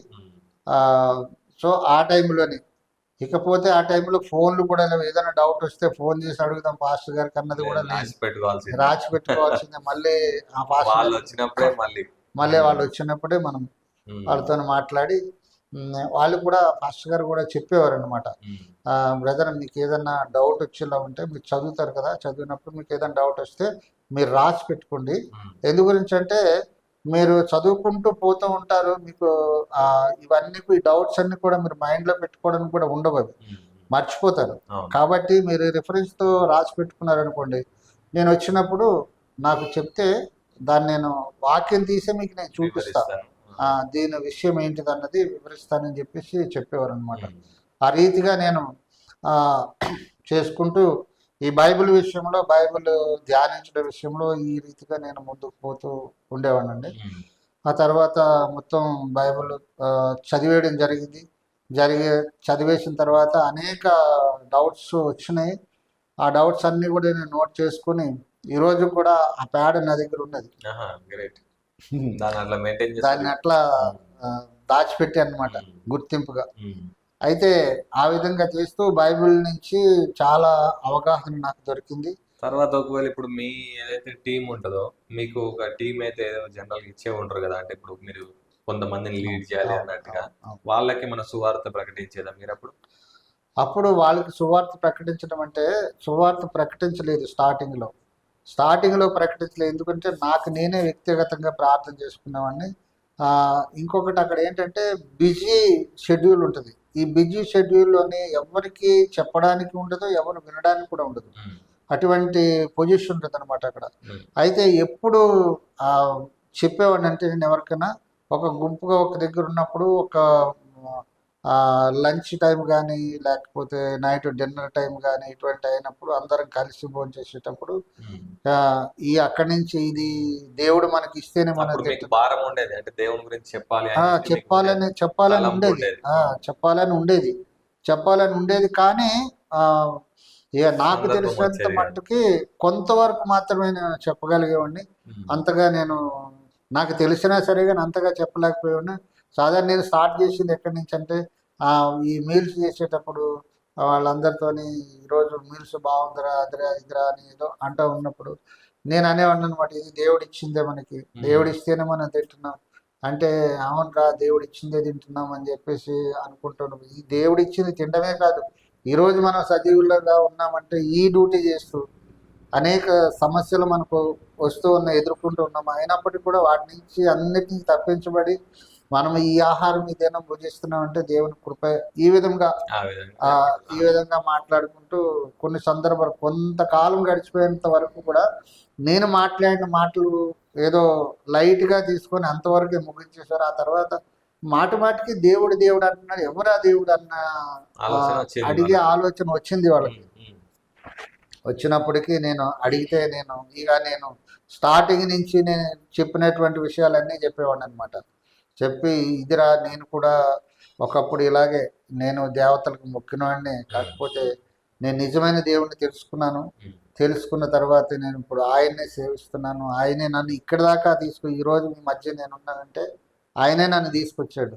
అదేంటి ఆయన తీసుకురావడం, నీకు నువ్వెళ్ళి రిక్రూట్మెంట్ కాలేదంటే నాకు నేనే వెళ్ళటానికి ఆయన పర్మిషన్ తీసుకున్నాను. ఉమ్. నేను వెళ్ళాలి ప్రభా, మరి వెళ్ళి నేను జాయిన్ అవ్వాలనుకుంటున్నా, నాకు సహాయం చేయండి. ఆయన సహాయం చేశాడు. లేదంటే నేను అప్పుడు ఉన్నటువంటి పరిస్థితులు హెల్త్ పరంగా కానీ లేదంటే ఫైనాన్షియల్ పరంగా కానీ నేను ఇక్కడికి వచ్చేంత స్థితి నాకు లేదు. ఉమ్. అయితే ప్రతి విషయంలోనూ కూడా నేను ఆయన్ని సంప్రదించి ప్రేయర్ చేసుకొని ప్రేయర్ చేసుకొని ఆ ప్రేయర్ మీద విశ్వాసంతో నేను ముందుకు సాగాను. ఆ విశ్వాసమే నన్ను ఇక్కడ దాకా తీసుకొచ్చి మీ ముందు నిలబెట్టిందని ఈ విధంగా చెప్పడం. చాలా సందర్భాల్లో వాళ్ళు కూడా ఏదైనా ఇంటి దగ్గర పరిస్థితులు ఏదైనా బాగలేనప్పుడు అప్పుడు లెటర్స్ కదండి, ఫోన్లో ఏం లేవు, టెలిగ్రామ్, సీరియస్ అయితే టెలిగ్రామ్ లేదంటే లెటర్, ఇంగ్లాండ్ లెటర్ కానీ లేదంటే పోస్ట్ కార్డు కానీ వచ్చేది. అది ఇప్పుడు మాకు మిలిటరీలో ఎట్లా ఉంటుందంటే ఇంటి దగ్గర నుంచి ఏదైనా ప్రాబ్లం అయ్యి లెటర్ రాశారంటే ఆ లెటర్ మా దగ్గరకు వచ్చేసరికి అట్లీస్ట్ 10-15 days పడుతుంది. అప్పటికే సీరియస్ ఇన్సిడెంట్ ఉంటే ఇక సీరియస్ అంటే దాని తర్వాత టెలిగ్రామ్ పంపిస్తుంది. టెలిగ్రామ్ అనేసరికి అది కనీసం ఒక 2-3 days పడుతుంది. మనకి ఇక్కడ ఇలా ఉంటే ఏ రోజు ఆ రోజు వచ్చేస్తుంది, కానీ మా దగ్గరకు వచ్చేసరికి 2-3 days పడుతుంది. అప్పటికి మీరు రాజస్థాన్ లో ఉన్నారు? అప్పుడు రాజస్థాన్లో ఎన్ని ఇయర్స్ చేశారు? రాజస్థాన్లో ఫస్ట్ 5 years చేశాను. మళ్ళీ కొన్ని రాష్ట్రాలు తిరిగి వచ్చిన తర్వాత మళ్ళీ ఒక 5 years 10 years రాజస్థాన్లో సర్వీస్ చేశాను. సో తర్వాత కార్గిల్ అప్పుడు ఏంటంటే కార్గిల్ దగ్గరికి వెళ్దాం, నేను చెప్తాను దాని గురించి కూడా. అయితే ఈ రాజస్థాన్ నుంచి మూవ్ అయిపోయామండి. రాజస్థాన్ నుంచి మాకు ఎట్లా అంటే సింగిల్ పోస్టింగ్ ఉండదు, టోటల్ కంపెనీ పోస్టింగ్ ఉంటుంది. ఫైటింగ్ యూనిట్ మాది. కంపెనీతో మొత్తం కంపెనీ మూవ్ అవుతుంది. మనం చూస్తూ ఉంటాం అప్పుడప్పుడు ట్రైన్స్ లో బళ్ళ ఎక్కించి వెళ్ళిపోతూ ఉంటారు. ఆ విధంగా కంపెనీ మూవ్ అవుతుంది అనమాట. కంపెనీ మూవ్ అయితే అక్కడి నుంచి మేము త్రిపుర స్టేట్కి వెళ్ళిపోయాం, బంగ్లాదేశ్ బార్డర్. ఇది పాకిస్తాన్ బార్డరు, రాజస్థాన్ అన్నది. అదేమో ఈ బార్డర్ నుంచి బంగ్లాదేశ్ బార్డర్కి వెళ్ళిపోయిన తర్వాత అక్కడ 3 years ఉండి అక్కడి నుంచి అస్సాం వచ్చేసాం. అస్సాం దిస్పూర్ ఉంది కదా, ఆ ఏరియాకి వచ్చేసాము. అక్కడ ఒక 3 years ఉండి ఈ విధంగా ఒక్కొక్క ప్రాంతంలో కొద్ది రోజులు ఢిల్లీలో ఉన్న, కొద్ది రోజులు మీరు బొంబాయి. ఎక్కడికి వెళ్ళినా కానీ ట్రావెల్ అయితే ఈ టీమే ఉంటారు, వీళ్ళే ఆ, ఉంటారా, ఈ కొత్త టీమే వాళ్ళు ఉంటారా? ఈ టీమే ఉంటుంది. ఆహా, ఈ ఓకే. టీమే ఉంటుంది. ఉమ్, కాకపోతే మధ్య మధ్యలో ఇండివిజువల్ పోస్టింగ్ ఒక్కొక్క సందర్భంలో జరుగుతుంటుంది. అంటే 1 ఇయర్కి 2 ఇయర్కి ఫలానా దగ్గరికి వెళ్ళి ఫలానా దగ్గర వర్క్ చేయి అని చెప్పేసి ఆ విధంగా నేను ఒక 2 ఇయర్స్కి ఢిల్లీ పంపించారు. ఉమ్, ఢిల్లీలో ఒక 2 ఇయర్స్ ఉన్నా, ఆ తర్వాత బొంబాయిలో ఒక 2 ఇయర్స్ ఉన్నా. ఉమ్, ఆ విధంగా 2 టైమ్స్ మాత్రమే నేను out of um. Company okay, వాళ్ళ టీమ్ సింగిల్గా డివైడ్ ఉన్నాను. సింగిల్గా వెళ్ళాను. ఉన్నదంతా కూడా 24 ఇయర్స్ సర్వీస్ చేశానండి. 24 ఇయర్స్లోని మొత్తం 4 ఇయర్స్ పోగా 4 years plus 1 year training, 5 years పోగా 19 ఇయర్స్ కంపెనీతో కలిసి వర్క్ చేశాను నేను. ఆ తర్వాత అక్కడ కూడా ఆ ప్రమోషన్స్ ఉంటాయి. మనం ఎలాగెళ్ళామో అలాగే ఉండిపోనక్కర్లేదు. రిటైర్ అయ్యేంత వరకు కూడా 15 ఇయర్స్కి బాండ్ రాస్తాం వెళ్ళేటప్పుడు. బాండ్ రాసి వెళ్ళిన తర్వాత అక్కడ కూడా మళ్ళీ స్టడీ చేయవలసి ఉంటుంది. ఆర్మీ స్టడీ చేయవలసి ఉంటుంది. ఆ స్టడీ చేసిన తర్వాత ఎవరైతే ఎలిజిబుల్ అవుతారో, ఆ ర్యాంక్కి ఎలిజిబుల్ అవుతారో వాళ్ళకి ఒక్కొక్క ర్యాంకు 1 by 1 ఇస్తూ పోతూ ఉంటారు. వీళ్ళు ఎలిజిబుల్ అవుతున్న కొలది ర్యాంక్ అప్ అవుతూ ఉంటుంది. ర్యాంక్ అప్ అవుతున్న కొలది ఈ 15 ఇయర్స్ కాకుండా సర్వీస్ కూడా ఇంక్రీజ్ అవుతుంది. ఇంకా పెంచుతాడు. అలాగా నేను వచ్చినటువంటి ర్యాంక్కి నేను సుబేదార్ ర్యాంక్ వరకు చేశానండి. సుబేదార్ అంటే ఈక్వల్ ఎస్ఐ చేశాను. చేసిన తర్వాత 24 ఇయర్స్ చేసి యాక్చువల్లీ నేను 28 ఇయర్స్ చేయాలి. 8 ఇయర్స్ చేయాలి. 24 ఇయర్స్ చేశాను. అయితే 20 ఇయర్స్ నుంచే ఇక మా నేను ఫ్యామిలీతోనే ఉన్నాను అనమాట. ఈ 19 ఇయర్స్ ఫ్యామిలీతోనే ఉన్నాను. ఫ్యామిలీతో ఉంటే 20 ఇయర్స్ నుంచే మా ఫ్యామిలీ స్టార్ట్ చేశాను అనమాట. ఈ కొద్దిలే 15 ఇయర్స్ అన్నావు కదా, 15 ఇయర్స్ 20 ఇయర్స్ అయిపోయింది. అప్పటికి మ్యారేజ్ అయింది. 20 ఇయర్స్ అయిపోయింది, వెళ్ళిపోదాం ఇంటికి, ఈ వద్దు అని చెప్పేసి చేస్తూ ఉంటే అప్పుడు ఆ 20 ఇయర్స్ లోపు చేసిన సర్వీస్ అంతా ఏంటంటే కష్టపడవలసినటువంటిది. 20 ఇయర్స్ తర్వాత ప్రమోషన్ తీసుకున్న తర్వాత ఇప్పుడు కొంచెం తేలికైనటువంటి ఒక గ్రూప్ ఇన్ఛార్జ్గా గ్రూప్ వర్క్ చేస్తుంది. వాళ్ళని హ్యాండిల్ చేయాలి, మెయింటైన్ చేసుకోవాలన్నమాట ఆ రీతిగా. అయితే ఆ టైంలోని ఒకసారి ఈ 20 ఇయర్స్ తర్వాత మా మిస్సెస్ ఏమన్నారంటే కొద్దిగా వెళ్ళిపోదాం అంటే సరే వెళ్ళిపోదాం అనుకుంటూ అలాగే ఈ 4 ఇయర్స్ గడిపేశారు. 4 ఇయర్స్ గడిపేసి ఈ మధ్యలో ఒక పోస్టింగ్ వచ్చింది. అంటే ఒక గ్రూప్తో సహా పోస్టింగ్ వెళ్ళవలసి వచ్చింది చైనా బార్డర్కి వెళ్ళిన తర్వాత అక్కడ కూడా చాలా క్రిటికల్ పొజిషన్ అనమాట. అక్కడ ఏంటంటే ఎప్పుడు ఏం జరుగుతుందో తెలియదు. అటువంటి పరిస్థితుల్లో ఒక 50 మెంబర్స్ని ఇచ్చారు. 50 మెంబర్స్కి ఇన్ఛార్జ్గా పంపిస్తే ఆ ఐస్ బంకర్స్ అంతా బయటికి కనిపించుకుంటా భూమిలోని ఉండడం ఇదంతా జరిగేది అనమాట. అక్కడ జరిగిన తర్వాత ఇక అక్కడ అయిపోయిన తర్వాత అక్కడి నుంచి రిటర్న్ వచ్చిన తర్వాత ఇక ఇంటి దగ్గర వెళ్ళిపోదాం అని చెప్పేసి మళ్ళా మొదలు పెట్టేసరికి సరే అని చెప్పేసి నేను అప్లికేషన్ రాసిచ్చేసాను. రిటైర్మెంట్కి అప్లికేషన్ రాసిచ్చింది. అది ఎప్పుడు వచ్చిందంటే 1999 కార్గిల్ వార్లో ఉన్నా.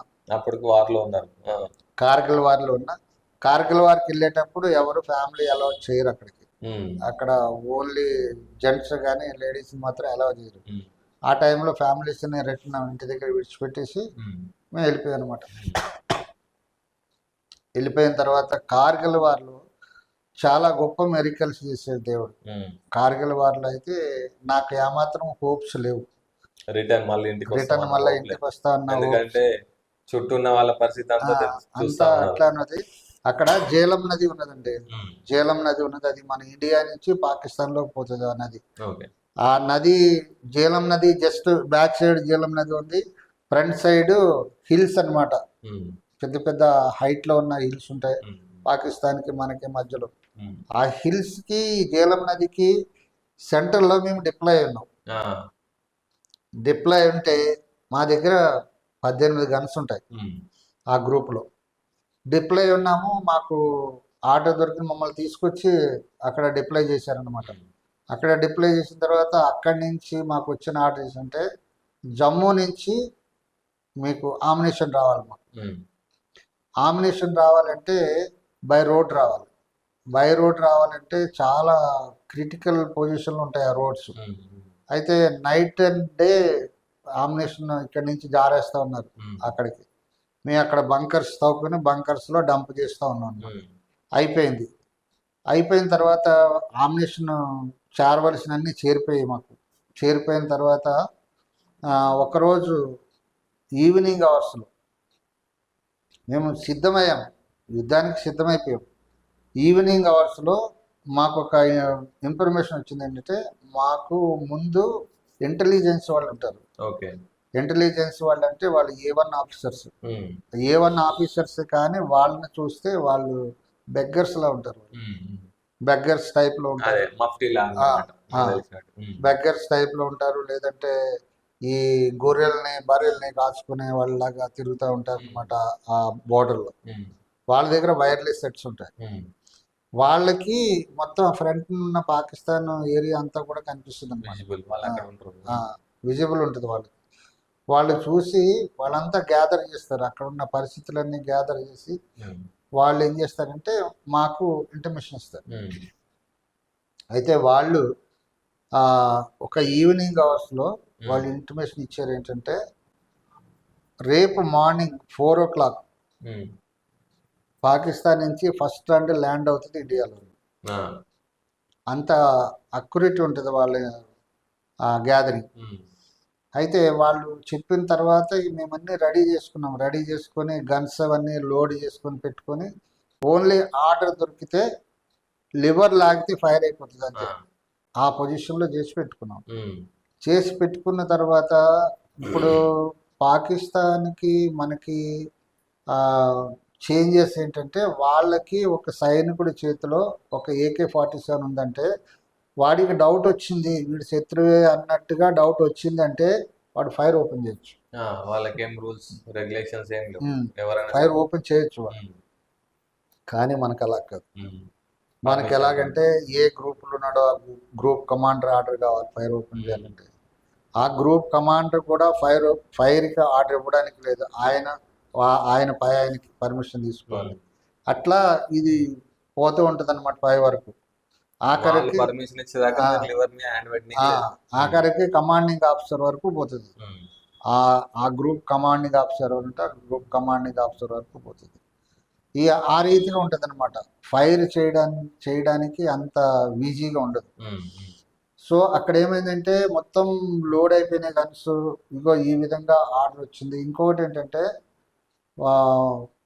దీంట్లో మాత్రం వార్లో మాత్రం కంపెనీ కమాండర్ కూడా ఫైర్కి ఆర్డర్ ఇవ్వడానికి లేదు. ఎట్లా ఉంటుందంటే, అక్కడ మన ఢిల్లీలో కూర్చున్నారు 3 సేనా అధ్యక్షులు కూర్చున్నారు, 3 సేనా అధ్యక్షులు అక్కడ కూర్చున్నారు. ప్రెసిడెంట్ దగ్గర కూర్చున్నారు, ప్రెసిడెంట్ ఆఫ్ ఇండియా దగ్గర. వాళ్ళు చూస్తూ ఉన్నారు ఇదంతా, ఈ జరుగుతున్న సిచ్యువేషన్ అంతా చూస్తున్నారు అక్కడ ఉండి. అయితే వాళ్ళు చూస్తున్నది కాకుండా ఈ సిచ్యువేషన్ అంతా వీళ్ళు కూడా తెలియపరుస్తారు అన్నమాట. ఇది సిచ్యువేషన్ ఇక్కడ అని చెప్పేసి. అయితే ఫైర్ ఆర్డర్ ఎక్కడి నుంచి రావాలి, అక్కడి నుంచి రావాలి మనకి. వాళ్ళు చెప్తే ఇక్కడ నుండి అక్కడ అన్నట్టుగా 3-4 పాయింట్లు అక్కడి నుంచి వాళ్ళు ఫైర్ ఆర్డర్ ఇవ్వాలి. ఇచ్చిన తర్వాత ఆ ఫైర్ ఆర్డర్ ద్వారాగా మనం ఫైర్ చేయాలన్నమాట. సో అక్కడి నుంచి ఇలాగ ఇంటిమేషన్ వచ్చిందని చెప్పాము. అయిపోయింది. Exactly early morning 4 o'clock round land అయిందండి మీ దగ్గర. వాళ్ళు చెప్పినట్టుగానే వచ్చింది. వాళ్ళు చెప్పినట్టుగా వచ్చింది. కానీ జేలం నదికి ఈ పాకిస్తాన్ కొండలకి మధ్యలో మేము డిప్లాయ్ అన్నాము. ఆ రౌండ్ బదిలింది నది అవతల పక్క ఒక కొండ మీద పడ్డది. బ్యాక్ సైడ్ ఒక కొండ మీద పడ్డది. కొండ మీద పడి వచ్చింది. అది బ్రస్ట్ అయింది. మా దగ్గర బైనర్స్ ఉంటాయి. ఆ బైనర్స్తో మేము చూస్తూ ఉంటాం దాని పొజిషన్ అంతా. అయితే బ్రస్ట్ అయింది చూసాము. అది మేము చెప్పడం జరిగింది అనమాట. ఇదిగో మేమున్న ఇంత దూరంలో ఒక కొండ మీద పడ్డది అని చెప్పేసి చెప్తే సరే ఓకే అన్నారు. ఆ తర్వాత అది ఏమవుతుందంటే ఆ రౌండ్ అక్కడి నుంచి కరెక్షన్ తీసుకుంటూ కిందకి వస్తుంది. కిందికి వస్తారు ఒక్కొక్కటి ఒక్కొక్కటి ఆ, ఒకటి వేసుకుంటూ వస్తారు. ఒక్కొక్కటి వేసుకుంటూ వస్తుంది అనమాట. ఉమ్, వాళ్ళు ఏంటంటే టార్గెట్ పట్టుకునేంత వరకు ఒక్క గన్నతోనే ఫైర్ చేస్తూ ఉంటారు. ఉమ్, ఒక గన్నతో ఫైర్ చేసి టార్గెట్ని పట్టుకుంటారు. ఉమ్. టార్గెట్ని పట్టుకున్న తర్వాత వాళ్ళ ఎన్ని గన్నలు వాళ్ళకి అవైలబుల్ ఉన్నాయి అక్కడ అన్ని గన్నలతో ఒకసారి ఫైర్ ఆ, చేస్తారు. టార్గెట్ దొరికింది అన్నప్పుడు. టార్గెట్ని డిస్ట్రాయ్ చేస్తారు. ఉమ్, అట్లా మనం కూడా అదే పని చేస్తాం. కాకపోతే మనకు ఆర్డర్ రావాలి. ఆ, ఉమ్, మనకి ఎట్లా అంటే ఆర్డర్ అవసరం అనమాట. ఉమ్, అయితే అది కిందకు వస్తూ ఉంటున్న కొలది మాకు బీపీ పెరిగిపోతా ఉందన్నమాట. అదే నెక్స్ట్ మనదే అన్నట్టు స్టెప్ బై ఇంకా స్టెప్. నెక్స్ట్ మనది అన్నట్టు. అంటే అది ఒక రౌండ్ పడ్డది అనుకోండి, రౌండ్ పడితే దానికి కొంత సరౌండ్ ఏరియా మాత్రమే కవర్ చేస్తుంది. ఉన్నదంతా బాగానే ఉంటుంది. Safe side. కాకపోతే ఇప్పుడు ఒక రౌండ్ పడ్డదంటే సరౌండ్ ఏరియా కాదు, మొత్తం ఏరియా అంతా కవర్ చేస్తుంది. కారణం ఏంటంటే మన దగ్గర పెట్టుకున్నాం ఉంచుకున్నాం చూసారా, వెపన్స్ అన్ని రెడీగా ఉన్నాయా? ఓకే. వెపన్స్ కాదు, మన దగ్గర డంప్ చేసి పెట్టుకున్నాం ఏవి బాంబు. బాంబ్స్, అవి పేలిపోతాయి. ఆ, మన దగ్గర ఒకటి పడ్డదనుకోండి, అవి పేలిపోయి అంటే మొత్తం వాళ్ళు Smash. ఫైర్ చేయక్కర్లేదు, ఆ, మనకే అయిపోతుంది ఇక్కడ. మనకే అయిపోతుంది. అటువంటి సిచ్యువేషన్ అనమాట. అయితే లాస్ట్కి మాకు దగ్గరికి నది దగ్గరికి వచ్చేసిందండి. రివర్ దగ్గరికి అవతల కార్నర్ రౌండ్ వచ్చి పడ్డది. అప్పుడు కూడా చెప్పాం ఇంకా నెక్స్ట్ వచ్చేది మా మీదకి అని. ఇంకా అప్పటికి కూడా వెయిట్ అన్నారు. వెయిట్ అంటే వెయిట్ చేయవలసిందే. నెక్స్ట్ రౌండ్ వచ్చి ఎక్కడ పడింది మాకు ఫ్రంట్లో ఒక 600-700 yardsలో పడింది. మీ ఒక 100 మీటర్ వదిలేసింది అన్నట్టు. మా ఫ్రంట్లో పడితే అప్పుడు చెప్పాం అక్కడ ఏముంది, మాది కుక్ హౌస్ ఉన్నది, వంట చేసే వంటశాల ఉంది అక్కడ. ఓకే. కానీ అది ఏం డిస్ట్రాయ్ కాలేదు. ఇక అంటే అంతవరకు వచ్చిందంటే అప్పుడు డౌట్ వచ్చింది ఏంటంటే ఇది ఈ విధంగా అక్కడ కొండ మీద పడింది కరెక్ట్గా మా దగ్గరికి వచ్చిందంటే ఇక్కడ నుంచి ఎవరో కరెక్షన్ ఇస్తున్నారు, ఇక్కడ నుంచి ఎవరో కరెక్షన్ ఇస్తున్నారు, లేకపోతే అంత అక్యురసీ రాదు అని చెప్పేసి ఆ జేఎల్ఎం నది వెనక ఒక విలేజ్ ఉంది. ఆ విలేజ్ ఫస్ట్ వార్ టైంలో ఏం చేస్తామంటే విలేజెస్ ఏమన్నా ఉంటే అక్కడ మేము డిప్లాయ్ అయిన దగ్గర అవి ఖాళీ చేపిస్తాం. ఖాళీ చేపించిన తర్వాత వాళ్ళకి ఎట్లా ఉంటుందంటే జమ్మూలోని ఒక ఇల్లు ఉంటుంది, అక్కడ ఒక ఇల్లు ఉంటుంది. అసలైన ఇల్లు జమ్మూలో ఉంటుంది. వాళ్ళు అక్కడ ఖాళీ చేసి జమ్మూకి వచ్చేస్తారు, వచ్చి విలువైన తీసుకొని వెళ్ళిపోతారు. అవి ఖాళీగా ఉంటాయి అన్నమాట. అయితే పాకిస్తాన్ ఒక వ్యక్తి వచ్చి అందులో కూర్చున్నాడు ఆ విలేజ్లో. మేమున్న ఏరియా మ్యాప్ తీసుకొని అక్కడ కూర్చున్నాడు. అక్కడ కూర్చొని ఆయన కరెక్షన్ ఇస్తూ ఉన్నాడు. కరెక్షన్ ఇస్తూ ఉంటే దాని ప్రకారంగా ఈ ఫైర్ అవుతూ ఉంటుంది. ఫైర్ అవుతూ ఉంటే ఇక అది మనోళ్ళు వెళ్ళారనమాట. ఆ నది మీద నుంచి వంతెనలు ఉంటాయి, వంతెన మీద నుంచి వెళ్ళి పట్టుకుందామని వెళ్ళేసరికి ఆయనకి తెలిసిపోయింది. ఎలా తెలిసిపోయిందో మొత్తం మీద ఎక్కడి నుంచి వస్తున్నాడో ఈ బళ్ళు సౌండ్ వల్ల కానీ ఎలాగో తెలిసి ఆయన అక్కడి నుంచి పరారైపోయాడు. మనిషి దొరకలేదు కానీ అక్కడ ఆ మ్యాప్ అవన్నీ దొరికాయి. ఆ తర్వాత కరెక్షన్ రాలేదు. ఆయన పారిపోయిన తర్వాత మ్యాప్స్ అన్ని పట్టుకొని ఇచ్చారు వాళ్ళు. పట్టుకున్న తర్వాత కరెక్షన్ రాలేదు. కాకపోతే ఎప్పుడైతే మనం ముందున పడ్డదో అక్కడ ఫైర్ చేసే వాళ్ళకి ఐడియా వస్తుంది అనమాట, ఇదంటే దగ్గరికి వెళ్ళిపోయింది, సరౌండ్ ఏరియాకి వెళ్ళిపోయింది, అందుకే మాకు కరెక్షన్ రావట్లేదు అని చెప్పేసి వాళ్ళు కవర్ చేసి వచ్చి ఎవరు చెప్పుకుంటేనే వాళ్ళు అటొకటి ఇటొకటి ఫైర్ చేశారు అనుకోండి, ఎక్కడో దగ్గర దొరుకుతాం. సో అందు గురించి అని చెప్పేసి మనము ఇంటిమేషన్ ఇచ్చేసరికి ఢిల్లీ నుంచి ఆర్డర్ వచ్చింది, మన ఫైర్ ఆర్డర్ వచ్చింది. ఫైర్ ఆర్డర్ వస్తే ఒక్కసారి 18 గంటల్లో ఒక్కసారి ఫైర్ అయ్యేసరికి వాళ్ళకి చాలా కష్టమైంది. మనకి ఒక ఓపీ పోస్ట్ అని ఉంటుంది, అబ్జర్వేషన్ పోస్ట్ ఒకటి ఉంటుంది, అది హై ప్లేస్లో ఉంటుంది అనమాట. ఆ అబ్జర్వేషన్ పోస్ట్లోంచి వాళ్ళు చూసిన వాళ్ళు మనకి ఇంటిమేషన్ ఇస్తారు, మీరు ఇప్పుడు చేసిన ఫైర్ ఇదిగో పలానా దగ్గర వాళ్ళ పలానా ఏరియాలో పడ్డది, వాళ్ళ ఆమ్నేషన్ డంప్లో పడ్డది, అది కాలిపోయింది, లేదంటే వాళ్ళ ప్యూల్ డంప్లో పడ్డది, అది కాలిపోయింది, లేదంటే వాళ్ళ మూమెంట్ చేస్తున్న బళ్ళ మీద పడ్డది, అది డిస్ట్రాయ్ అయిపోయింది. ఇలాగ అక్కడి నుంచి చెప్తా ఉంటారు అన్నమాట. దాని ప్రకారంగా ఆ అబ్జర్వేషన్ పోస్ట్లోనే మనకి కరెక్షన్ ఇస్తాడు. కరెక్షన్ ఇచ్చి ఇప్పుడు మీరు ఫైర్ చేయవలసింది ఎక్కడంటే ఎందుకంటే మనకు కనిపించదు దగ్గర తెలియదు. దగ్గర 20-25 కిలోమీటర్స్ డిస్టెన్స్ ఉంటుంది, ఆహా. కనిపించదు. మళ్ళీ మధ్యన అన్ని కొండలు ఉంటాయి ఉమ్. కాబట్టి ఎంత ఎలివేషన్ కావాలి, రైట్ ఎంత కావాలి, లెఫ్ట్ ఎంత కావాలి అంతా వాళ్ళు మనకు కరెక్షన్ ఇస్తారు. ఆ. వాళ్ళ దగ్గర కూడా మ్యాప్స్ ఉంటే దాంట్లో చూసి కరెక్షన్ అంతా మ్యాప్ లో చూసుకుంటే చెప్తా అంతా మ్యాప్లోనే ఉమ్. ఆ కరెక్షన్ ప్రకారంగా మనం ఫైర్ చేస్తూ ఉంటాం అనమాట, టార్గెట్ మనకు దొరుకుతుంది అనమాట. ఉమ్. సో ఆ విధంగా కార్గిల్ వారు నడిచింది. అది ఏమైపోయిందంటే ఓపెన్ అయిపోయింది. ఉమ్. కార్గిల్ వారిని అందరూ టీవీలో చూడొచ్చు మన ఇంటి దగ్గర కూర్చొని, అవును. ఆ విధంగా చూశారు. ఉమ్. ఆ విధంగా చూసి మా వాళ్ళు కూడా ఇక అక్కడి నుంచి వారి నుంచి వచ్చేసరికి, వారి నుంచి రాకముందే ఈ మాకు అక్కడి నుంచి అప్పుడు టెలిఫోన్ బూతులు ఉండి, ఆ. టెలిఫోన్ బూత్ నుంచి ఫోన్ చేయొచ్చు. ఫోన్ ఆ, చేసుకోవచ్చు. అక్కడి నుంచి మేము టెలిఫోన్ బూత్కి వెళ్ళి ఫోన్ చేయాలంటే దానికి ఎట్లా ఒక బండిలో ఇంతమందే ఎక్కాలి, ఉమ్. ఆ వాళ్ళకు కూడా ఇంతమంది గార్డ్ ఉండాలి, ఉమ్. ఎందుకంటే మధ్యలో టెర్రరిస్టులు ఉంటారు. ఆ. అందు గురించి వాళ్ళకి ఇంతమంది గార్డ్స్ ఉండాలి. ఉమ్. అక్కడ టెలిఫోన్ బూత్ దగ్గరికి వెళ్ళిన తర్వాత ఫోన్ చేసి వాళ్ళు లైన్లలో పెడితే అటు ఇటు రైఫిల్ పట్టుకుని నిలబడతారు, ఖైదీ దగ్గర నిలబడి నిలబడతారు ఆ. చూసుకుంటూ. వాళ్ళకి ఆ ఫోన్ కలవదు, ఇన్ని ప్రాబ్లమ్స్ ఉంటాయి అన్నమాట. ఫోన్ అక్కడ దాకా వెళ్ళిన తర్వాత కూడా ఫోన్ కలుస్తుందో లేదో తెలియదు, అదే ఆ విధంగా ఉండేది. అప్పుడు ఇప్పుడు ఆ టైంలో ఆ సిచ్యువేషన్ లో మీరు ఇంకా వీళ్ళందరూ హోప్ వదిలేసుకున్నారు ఇంకా ఆ ఏదైతే సిచ్యువేషన్ point వస్తుందో ఇంకా. ఎప్పుడైతే ఫైర్ కాకముందు ఆ. హోప్ వదిలేసుకున్నారు. అక్కడ ఒక విషయం నేను చెప్పడం మర్చిపోయి ఏంటంటే, ఆ టైంలోని ఇక ఎప్పుడైతే మా ఫ్రంట్లో వచ్చి సౌండ్ పడ్డదో, మేము అక్కడ సేఫ్టీ గురించి ఏం చేసుకుంటాం అంటే పక్కనే ఉమ్. ట్రెంచెస్ తవ్వుకొని పెట్టుకుంటాం. ఉమ్. ఎందుకంటే బై ఛాన్స్ రౌండ్ వచ్చి పడ్డది అనుకోండి, దాని కిందకి ఆ ట్రెంచ్లోకి వెళ్ళిపోతే ఆ. సేఫ్ సైడ్ ఉంటాం. ఓకే. సో ఆ ట్రెంచెస్ తవ్వుకొని కూర్చున్నప్పుడు ఆ ట్రెంచ్లోకి వెళ్ళిపోయి ఇక ఫైర్ ఆర్డర్ రాలే ఇంకా, అప్పుడు ఆ ట్రెంచ్లోకి వెళ్ళిపోయి అక్కడ ప్రార్థన చేస్తున్నాను. మీరు వీళ్ళందరిని తీసుకొని వీళ్ళందరూ వాళ్ళ ట్రెంచ్లోకి వెళ్ళిపోయారు. ఆహా. ఓకే. వెళ్ళిపోయిన తర్వాత అక్కడ ప్రార్థన చేస్తున్నా, ప్రభా ఒకవేళ ఈ దినమే ఆఖరి దినం అయితే ఉమ్. నీ రాజ్యానికి చేర్చుకో ప్రభా ఉమ్. అని ప్రార్థన చేస్తున్నా. లేదంటే ఎవరికి ఏం కాకూడదు, ఎవరికి ఏం కాకుండా చెయ్యి, ఒకవేళ ఏదైనా అయితే నీ రాజ్యానికి చేర్చుకో అని నేను ప్రార్థన చేస్తున్నాను. ఉమ్. ప్రార్థన చేశాను, అయిపోయింది. ప్రార్థన చేసి ముగించానంటే ఫైర్ ఆర్డర్ వచ్చింది. ఆ, అదే ఆ ప్రేయర్ వేసి ఆ. అయిపోగానే వచ్చింది ఆడు. ప్రార్థన చేసి ముగించాను, ప్రేయర్ ఆర్డర్ వచ్చింది అంతే. ఉమ్. ఫైర్ ఆర్డర్ వచ్చింది. ఫైర్ ఆర్డర్ వచ్చేసరికి ఇంకేముంది, అందరూ బయటకు వచ్చి వాళ్ళ గన్లు ఓపెన్ చేసి ఫైర్ చేయడం ఆ. మొదలుపెట్టారు. ఆ. ఇక ఆ తర్వాత అంతా అక్కడ వాళ్ళదంతా బాగా లాస్ అయింది, ఉమ్. బాగా డిస్ట్రాయ్ అయింది, చాలా మంది చనిపోవడం జరిగింది. ఉమ్.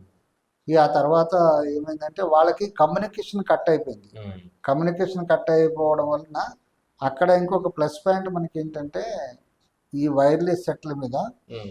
మన సౌత్ సైడ్ వాళ్ళని పెడతారు ఉమ్. వైర్లెస్ సెట్లు. ఓకే. ఈ తెలుగు వాళ్ళు కానీ, తమిళ వాళ్ళు కానీ, ఉమ్. మలయాళీ కానీ, ఈ కన్నడ వాళ్ళు కానీ, ఉమ్. ఇక లాంగ్వేజ్ మరాఠీ వాళ్ళు కానీ, ఇటువంటి వాళ్ళు పెడతారు అనమాట. ఇటువంటి వాళ్ళు పెడితే వీళ్ళ లాంగ్వేజ్ వీళ్ళకి అర్థమవుతుంది, అదే కానీ వీళ్ళ లాంగ్వేజ్ వాళ్ళకి అర్థం కాదు. ఆ. అయితే వాళ్ళ లాంగ్వేజ్ మన వాళ్ళకి అర్థం వస్తుంది. వాళ్ళు ఉర్దూలో మాట్లాడతారు, మనలో ఉర్దూలో ఉన్నారు, వాళ్ళు హిందీలో మాట్లాడతారు, హిందీ వాళ్ళు ఇంగ్లీష్లో మాట్లాడుకుంటే ఇంగ్లీష్ వాళ్ళు కూడా క్యాచ్ చేస్తారు, కానీ ఈ భాషలో వాళ్ళు ఎవరో క్యాచ్ చేయలేరు. అందు గురించి ఏం చేస్తూ వాళ్ళు చెప్తున్నది ఏంటంటే, మీరు కమ్యూనికేషన్ సరి చేయండి అని వాళ్ళకి ఆర్డర్ వస్తుంటే వాళ్ళు ఏమంటున్నారంటే, అక్కడి నుంచి ఫైర్ వస్తుంది, మేము కమ్యూనికేషన్ సరి చేయడానికి వెళ్ళము, ఆ పోల్ ఎక్కితే అక్కడ ఫైర్ అయితే మేమేం కావాలి అని వాళ్ళు అంటున్నారు. అయితే ఈ విషయం పైకి చెప్పడం జరిగిందన్నమాట, వాళ్ళ కమ్యూనికేషన్ కట్ అయిపోయింది అని చెప్పేసి. తర్వాత వాళ్ళ ఆమ్నేషన్ డంపు డిస్ట్రాయ్ అయిపోయింది. ఇవన్నీ చెప్పినప్పుడు ఈ మనవాళ్ళు చెప్పిందంటే స్టాప్ అన్నారు, ఫైర్ చేద్దాం. సాధారణంగా ఏంటంటే శత్రు బలహీనతను బట్టి అవతల వాళ్ళు యూజ్ చేసుకుంటారు, కానీ మన వాళ్ళు ఏమన్నారంటే వాళ్ళకి ఆ విధమైన ప్రాబ్లం ఉంది కదా, దాని గురించి మన వాళ్ళు ఫైర్ ఆపేయండి అన్నప్పుడు ఇక ఆపేయడం జరిగింది. ఆ తర్వాత వాళ్ళ ఫైర్ కూడా రాలే. సో ఈ విధంగా అది జరిగిపోయింది. ఆ తర్వాత ఇక దాన్ని ఎప్పుడైతే ఓపెన్ గా చూసారో ఫ్యామిలీస్ అందరూ, విలేజెస్ లో ఉన్న వాళ్ళు అందరూ చూసారు. ఎప్పుడైతే కార్గిల్ వారిని చూసారో ఇక మా వాళ్ళు అయితే మా వాళ్ళు అయితే ఇక ఫోన్ చేయడానికి వస్తే ఫోన్ చేసేంత వరకు వాళ్ళకి భయంగానే ఉంది, అసలు వీళ్ళు ఉన్నారా లేరా అని. ఫోన్ చేసిన తర్వాత అందులో ఒకటే ఇక ఏడుపులు బాధలు అన్ని ఇవి ఉండొద్దు వచ్చేయమని చెప్పేసి అది అలా వచ్చేయడానికి కాదు కదా. అవును. ఇక తర్వాత ఈ లోపునే ఆ, మరి దేవుని చిత్తమైంది. ఆ, అక్కడి నుంచి డిపో నుంచి ఆర్డర్స్ వచ్చినాయి. మీరు అక్కడ నుండి రిటైర్మెంట్. రిటైర్మెంట్కి మీరు ఎలిజిబుల్ అయ్యారు, మీరు వచ్చేయండి అని చెప్పేసి. సో కార్గిల్ వార్ అయిపోయిన తర్వాత వారిలోనే ఆ విధంగా పంపించరు, అయిపోయిన తర్వాతే పంపిస్తారు. వార్ అయిపోయేదాకా బయటికి వెళ్ళలేదు, బయటికి రిటైర్మెంట్ వచ్చినా సరే ఉండాల్సిందే. ఉండాలి. సో అలాగా అక్కడి నుంచి రిటైర్మెంట్ అయ్యి రావడం జరిగింది. వచ్చేసిన తర్వాత ఇక వచ్చేంత వరకు కూడా డిఫరెంట్ ప్లేసుల్లో చాలా ట్రబుల్స్ ఎదుర్కొన్నందువలన అక్కడ ఉన్నటువంటి సిట్యువేషన్ బట్టి అనిపించేది ఏమో ఈ రోజే లాస్ట్ డే ఏమో అనిపించేది. నాకు ఎప్పుడు కూడా నమ్మకం ఉండేది కాదు, నేను మళ్ళీ సేఫ్ సైడ్ ఇంటికి వెళ్ళిపోతాను అన్న నమ్మకం ఎప్పుడు ఉండేది కాదు. ఒక 2 months లీవ్లో వచ్చినా సరే మళ్ళీ వెళ్ళేటప్పుడు అనిపించేది ఏమో మళ్ళీ నేను కలుస్తానే లేదు ఫ్యామిలీతో అని అనిపించేది అనమాట. సో అలా అంత డైరెక్ట్ లైవ్ చూసి మీరు అందులో ఉండేసరికి ఎవ్రీ టైం ఏమన్నా కావచ్చు, ఎనీ టైం ఏమన్నా కావచ్చు అనేది భయం ఉంటుంది. అవును. సో అదేంటంటే ఎప్పుడు చూపించరు, కాకపోతే కార్గిల్ వారు మాత్రం లైవ్ చూపించారు. లైవ్ చూపించబట్టి అందరికీ భయం వేసింది అనమాట. సో ఆ విధంగా ఎన్ని సందర్భాలు వచ్చినప్పుడు కూడా ప్రతి సందర్భంలోనూ కూడా నేను ప్రేయర్ మీద ఆధారపడి ఉండేవాడిని, కేవలం ప్రేయర్ మీదే. ఒకవేళ నేను భూమి మీద ఉంటే ప్రభువా నీ కొరకు బ్రతుకుతాను, ఒకవేళ లేకపోతే మాత్రం నీ రాజ్యంలో చేర్చుకో, ఇదే నా ప్రేయర్ ఉండేదన్నమాట ఆర్మీలో ఉన్నంత వరకు కూడా. సో ఆ విధంగానే దేవుని కృప వలన అనేక ప్రాంతాల్లో అనేక విధమైనటువంటి డేంజర్ ప్లేసుల్లో కూడా మరి నేను ప్రయాణాలు చేసినప్పుడు కొన్ని ప్లేసెస్ ఎట్లా అంటే ఒక దగ్గర నుంచి ప్రయాణం ఏమంటే ఇంకొక దగ్గరికి గమ్యానికి చేరుకునేంత వరకు నమ్మకం ఉండేది కాదు.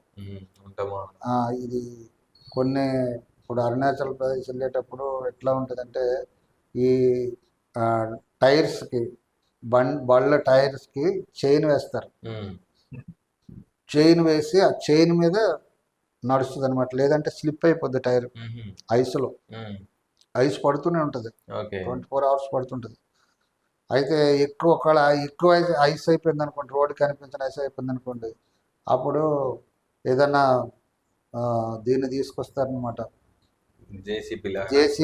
జేసీబీ లాంటివి తీసుకొచ్చి దాంతో రోడ్డు క్లియర్ చేసేంత వరకు వెళ్ళడానికి ఉండదు, క్లియర్ చేసి అప్పుడు మళ్ళీ పంపిస్తూ ఉంటారు.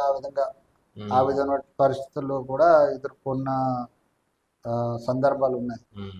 సో ఆ పరిస్థితుల్లో కూడా ఏమో ఈ ప్రాంతానికి వెళ్తాను, ఈ ప్రాంతంలో ఏం జరుగుతుందో తెలియదు. అట్లా కొంతమందిని చూసినప్పుడు మాలోనే ఉన్న వాళ్ళే కొంతమంది ఇప్పుడు అయాల్ డ్యూటీకి వెళ్ళినప్పుడు ఈ జేసీబీలు రావడం, ఈ ఐస్ తీయడము, దానికి వారం 10 రోజులు 20 రోజులు కూడా అప్పటిదాకా అక్కడే ఉండాలి. మన దగ్గర ఏముంటుందో అదే తినుకుంటూ ఉండాలి. మన దగ్గరికి ఇంకేమి రాదు ఎక్కడి నుంచి. కానీ ఇప్పుడు అప్పటితో పోలిసి ఇప్పుడు చాలా నెట్వర్క్ కమ్యూనికేషన్ నెట్వర్క్ చాలా బెటర్. కానీ మీరు ఆ టైంలోనే చేసి సర్వే అవ్వడం అనేది కంప్లీట్లీ దేవుని కృపే, కేవలం దేవుని కృప వల్లనే. నేను ఆర్మీకి వెళ్ళడమో దేవుని కృపే, అట్టించి తిరిగి రావడం కూడా దేవుని కృపే. దేవుని కృపలోనే ఈ విధంగా దేవుడు కాపాడాడు. కాబట్టి నేను ఇక అక్కడి నుంచి రిటైర్ అయ్యి వచ్చేసిన తర్వాత ఇక నేను అనుకున్నది ఏంటంటే, సరే జీవనోపాధి కొరకు ఏ పని చేసుకున్నా సరే కానీ దేవుని పని మాత్రమే, దేవుడు ఇచ్చిన సమయాన్ని దేవుని కొరకు ఉపయోగించాలన్నటువంటి ఉద్దేశంతో నేను అక్కడి నుంచి వచ్చి ఇక్కడ కూడా ఒక 15 years సర్వీస్ చేశాను. మళ్ళీ ఇక్కడ కూడా 15 years రిటైర్ అయినాక 24 years అక్కడ చేసి వచ్చి మళ్ళీ లోకల్లో కూడా నేను 15 years సర్వీస్ చేశాను.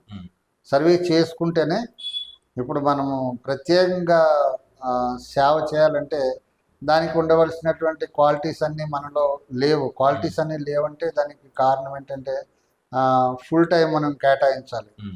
దాని కొరకు ఫుల్ టైం కేటాయించాలంటే మరి ఒక పక్క ఉద్యోగం చేసుకుంటూ ఫుల్ టైం కేటాయించలేం. కాబట్టి ఇక అందు గురించి ఏం చేసాయంటే ఎల్ఏఎఫ్ చర్చి మేము ఉంటున్న ఏరియాలో ఉన్నది. ఎల్ఏఎఫ్ చర్చి అది దాని హెడ్ ఆఫీస్ నూజివీడ్లో ఉంది. నూజివీడ్లో హెడ్ ఆఫీస్ ఉంది. మా ఏరియా గోదావరి ఏరియాలో ఎల్ఏఎఫ్ చర్చ్ ఉన్నది, దాని బ్రాంచ్ ఉన్నది. ఓకే. ఆ బ్రాంచ్లో సేవకులు పరిచర్య చేస్తూ ఉన్నారు. ఉమ్. ఆ సేవకులతో కలిసి ఇక నేను కూడా వారికి సహకరిస్తూ ఉమ్. ఆ, వారు చెప్పిన ప్రతిదీ కూడా చేసుకుంటూ వాళ్ళు వెళ్తున్న ప్రాంతానికల్లా వాళ్ళు వీలైనప్పుడు తీసుకుపోతూ ఉంటారు. ఉమ్. వాళ్ళతో పాటు వెళ్ళి పరిచర్య ఉమ్. చేస్తూ ఇంతవరకు సాగుతోంది ఈ విధంగా. ఇప్పటికంటే మీరు ఇంకా ఫుల్ టైం సేవ్ అయితే లేదు. ఫుల్ టైం సేవ లేదు, ఉమ్.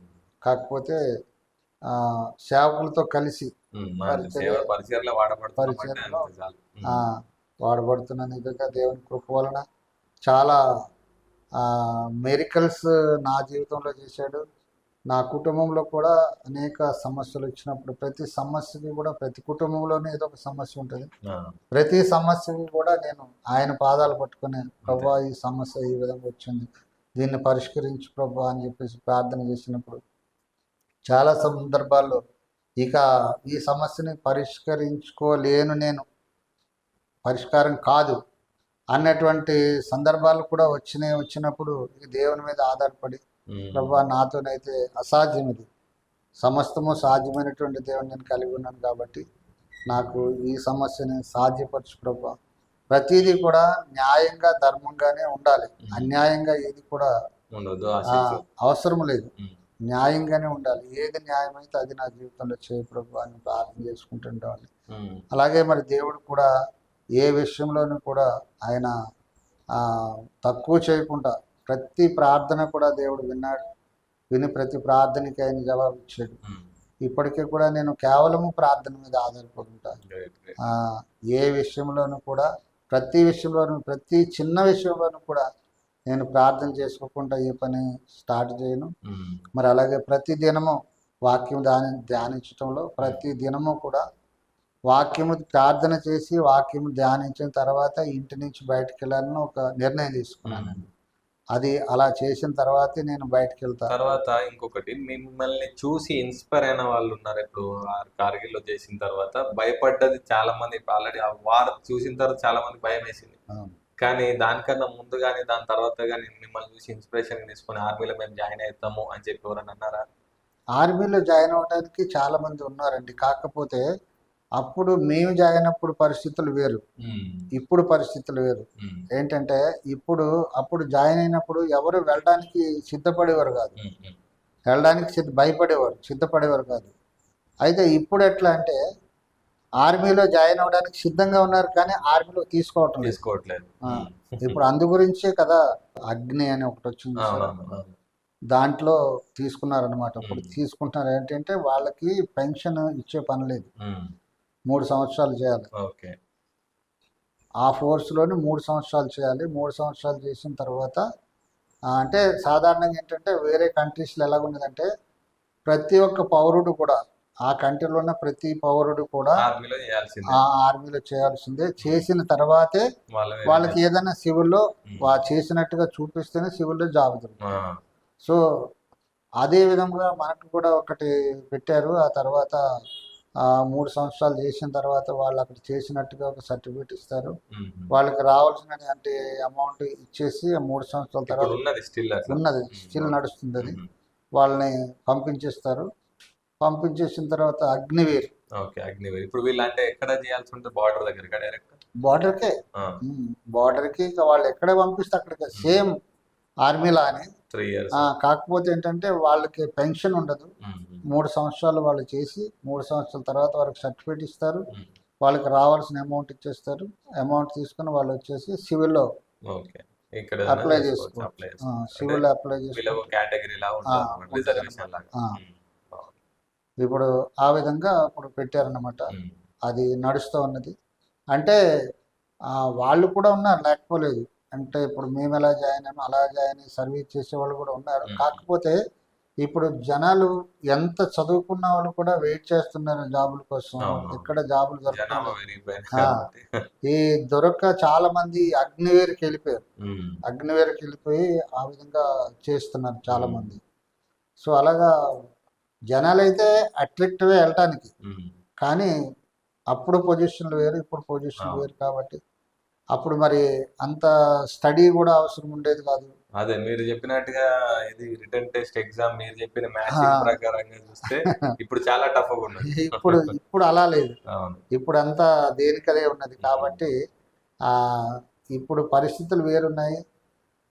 దాని అవును. వలన దాని వలన అప్పుడు జాయిన్ కావాలంటే కూడా ఒక రకమైనటువంటి అవగాహన లేకపోయేది, అది భయం కూడా ఉండేది. భయం కూడా ఉండేది. పోతే అంటే మీకు మళ్ళీ ఆ, వస్తామా రామా అనేటువంటి భయం ఉండేది కాబట్టి వస్తేనే చాలరా అని చెప్పి వాళ్ళు కూడా అనుకున్నారు. అది ఇప్పుడేమో ఏడా చేయంలే ఆప్షన్ లేవు, ఇదన్నా సరే చేద్దామని చెప్పి అది ఇటు ఒక ట్రైల్ ఇప్పుడు వేస్తున్నారు. ప్రజలు ఈ విధంగా ఆలోచనలో ఉన్నారనమాట.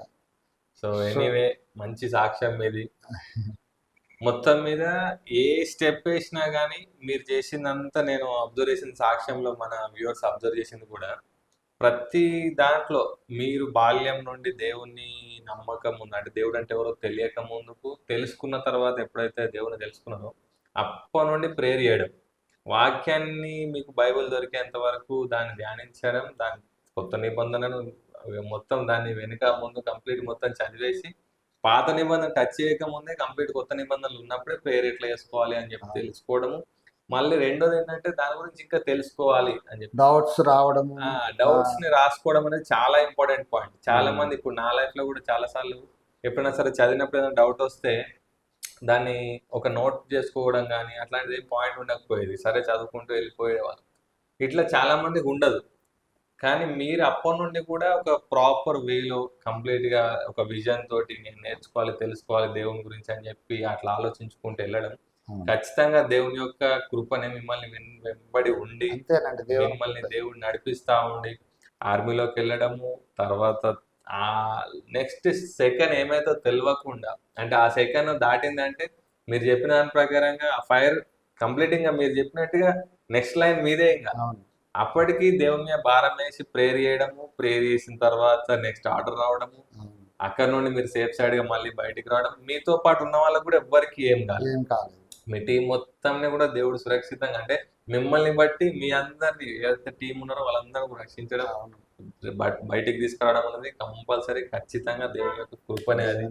సో ఈ రోజు ఈ సాక్ష్యాన్ని చూసిన ప్రతి ఒక్కరు కూడా అనుకుంటారు మీ లైఫ్ లో దేవుడు ఎంతో మిరాకిల్ చేసిండు.